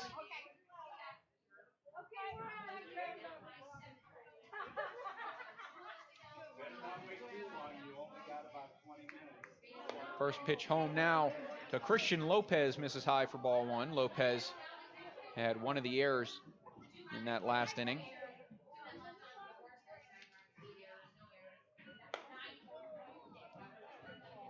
That one misses as well. The count now 2-0 on the third baseman, who spent this season with Trinidad State in National Junior College Athletic Association Division I baseball. This one now shot out into the right center gap. Right fielder, that's Nathan Marroquin moving over, and he'll reel it in. That's out number 2. And the Pios are now 1 out away from sealing game 1 against the Casper Horseheads. Russell's Automotive, your family-owned go-to for all your quality automotive repair needs. That's Russell's Automotive. Panduro, 2 outs here, looking for the final one here in game 1 of the 3-game set between the Pioneers and the Horseheads here at Oregon Trail Park Stadium. First pitch home, misses low for ball 1 on Baker, who has 2 singles on the day. 2 of the 4 hits from Casper, has also scored a run and stole a bag. 1-0 now. That one a nice breaking ball that drops in to even the count at 1 apiece, as the Pios try and end their 2-game losing streak. Hop back in the win column. Here comes the 1-1. Check swing there, but just misses low, doesn't get the call. The count now 2-1 on the lefty Baker.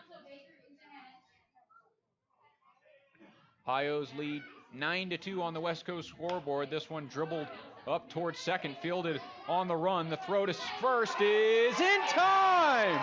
What a play to end it by Kip Gronholz, who fielded that on a backhand up the middle.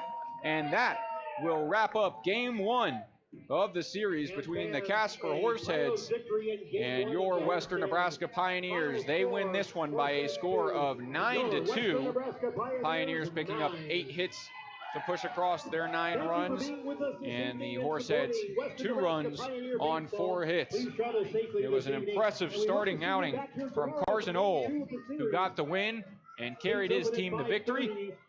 We'll hope to have him up here for the Runza postgame show, and I'm sure he will be our Taco John's player of the game. So the Pios shake hands. Casper heads back to the dugout, cleans up to go back to the hotel. We'll be back here at 6:35 tomorrow night. We'll have the Runza postgame show after this quick break. You're listening to Pios Baseball on KNEB.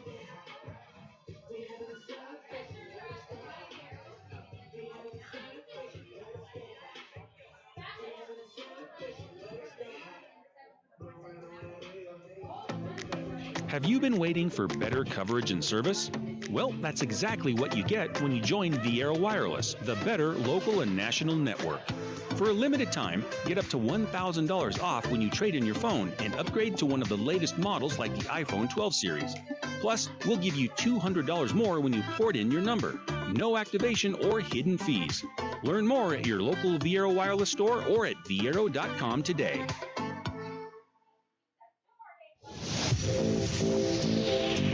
Is it time for a positive change? Ally Property Management and Real Estate is your ally in finding the perfect house to make a positive change in your life. I'm Megan Prouty, first-time homebuyer specialist at Ally Property Management and Real Estate. Owning your dream home may be more affordable than you think. I can guide you through the process of finding and purchasing your new home. Ally Property Management and Real Estate is proud to be in downtown Gearing and is ready to be your ally in all of your real estate needs.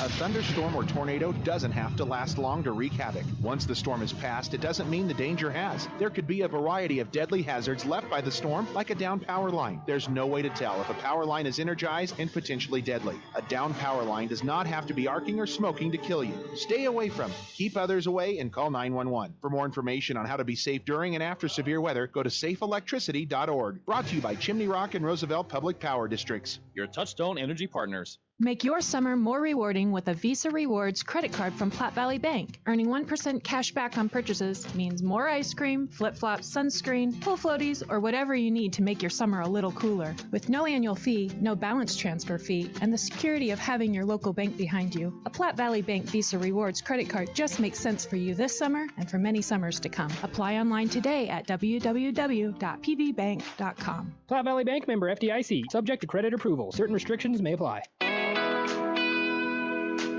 Hi, I'm Austin Dillon, Fleet Manager at Fremont Ford in Scottsbluff, Nebraska. I encourage all farmers, ranchers, and business owners to get in touch with me if you are looking for a new vehicle. We have specific programs through Ford that can save you a drastic amount of money on your new purchase. It would be my pleasure to discuss these savings with you. There's no better time to purchase a new work truck or personal vehicle than right now. Please get in touch with me by calling the dealership at 308-635-3701. I look forward to helping you on your new purchase.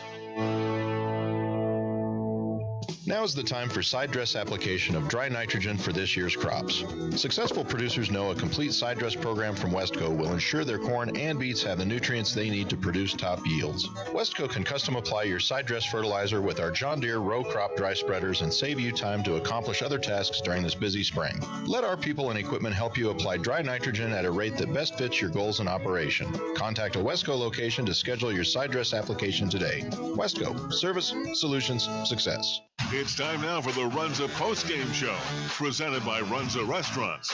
Runza makes a great stop before or after every game. Win or lose, Runza makes it all better. Now with the Runza postgame show, once again, Zach McKinstry. Back now in the Logos broadcast booth for the Runza postgame show. Runza doesn't like to think of themselves as just another restaurant in town. They like to think of themselves as part of the community. Runza, with locations in Scottsbluff, Gehring, and Chadron. Welcome in after the Pioneers took this one by a score of 9-2. A great outing on the mound from Carson Ohl. He's doing an interview on the field right now, but we'll hope to have him up here shortly. and the scoreboard in the league. Let's go around and see what happened in the Expedition League tonight. The Fremont Moo taking down the Hastings Sodbusters by a score of 4-1 at Mahler Field. An impressive outing for them as they now advance to 11-1 on the year. That's an 11-game win streak for the Moo after dropping their opener. Badlands Big Sticks taking a 6-3 win over the Soares Valley Saber Dogs. That one ended in 6 innings. And the Spearfish Sasquatch taking down the Wheat City Whiskey Jacks to advance to 9-7 on the season. The Mining City Tommy Knockers and the Canyon County Spuds are going at it again. Bottom of the 7th inning in Idaho, as that one's all level at 3. And of course, the Pioneers taking down the Casper Horseheads here at Oregon Trail Park Stadium. So an eventful night. Let's go over some of the outings. We'll start with Carson Ohl, who went 6.2 innings of work, 4 hits allowed, 2 earned runs, 6 strikeouts, and no walks for the right-hander. Paul Pandoro followed him with a pretty nice outing. Didn't allow a base runner through 2.1 innings of work, and he had a really nice game, as now the team's going to take a group picture out there on the mound.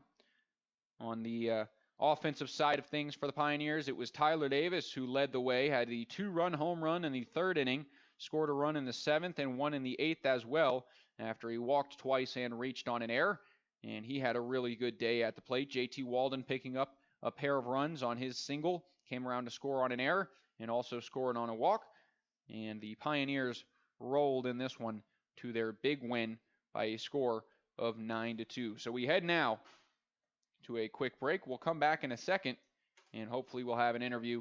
If not, we'll try and get it by the 3rd break. You're listening to Pios Baseball on KNEB. Wonderful warmer weather, sunshine, and blue skies bring new life, growth, and so much beauty along with it. Get out and make new memories this summer. Enjoy the great outdoor activities available to us right outside our back door, including walking, biking, hiking, running, fishing, camping, and more. Take time this summer to enjoy all the good life has to offer in the Panhandle of Nebraska. And remember to wear sunscreen. This message is brought to you by Prime Metal Products. Life doesn't stop because of an accident or injury, and you have a choice of who you see, and that choice begins at Elite Physical Therapy and Wellness. With 2 convenient locations, Katie and Shelley will guide your healing and develop a program for your recovery. Our team is here to treat your orthopedic, sports, and work injuries, accidents, and pre- and post surgeries. Elite Physical Therapy in Gearing next to Fresh Foods and in Scottsbluff across from Walgreens. Life is great. Physical therapy makes it better. Spring has sprung, and High Plains Spas and Recreation remind you that it's time to de-winterize your boats and RVs. The professionals at High Plains Spas and Recreation not only de-winterize your system, that's flushing the antifreeze, protecting your plumbing in your RV and the cooling system in boats, but they can repair and service all the systems, including the electrical, AC, and heating and plumbing, to ensure that your boat or RV is ready to go when you are. High Plains Spas and Recreation, open 9 to 5, Monday through Friday, 1725 East Scottsbluff. KNEB 960 AM, and now on 100.3 FM. Back now in the Logos broadcast booth, the Taco John's Player of the Game It is brought to you by Taco John's of Scottsbluff and Gering. Make Taco John's a game day tradition by unwrapping the original before or after every game. And that Taco John's player of the game is Carson Ohl. Like I mentioned earlier, 6.2 innings of work, 4 hits allowed, 2 earned runs. He'll advance to 2-1 on the season after his first outing was a loss against Casper. 3.1 innings of work, had 6 strikeouts in that one as well, and allowed 2 earned runs. In his second time out, went 5 innings, 4 strikeouts without allowing an earned run, and it seems like every single outing he continues to get better out there on the field, so I'm not sure if we'll get him for an interview in this one as we wrap up. An update in the Mining City game, they plated 3 runs in the top of the 8th inning as they now lead 6-3. In this one, the key to the game that I mentioned at the start of the broadcast, the Pioneers jumping out to an early lead because they had a good man on the mound, and that's exactly what they did. 2 runs in the bottom of the second, 2 in the bottom of the third, and after Casper plated 1 in the top of the fourth, the Pios would answer with 1, and they would go in to the 6th inning up 5-1, and they would only add from there 3 runs in the bottom of the 7th, 1 in the bottom of the 8th, and then Paul Panduro closed everything out to secure the 9-2 victory. Again, the Pios, 9 runs on 8 hits, no errors defensively in this quick game, only 2 hours and 47 minutes start to end. The Casper Horseheads, 2 runs on 4 hits and 3 errors. One more break here on the Runza Post-Game Show, and before we'll wrap up the broadcast, you're listening to Pios Baseball on KNEB.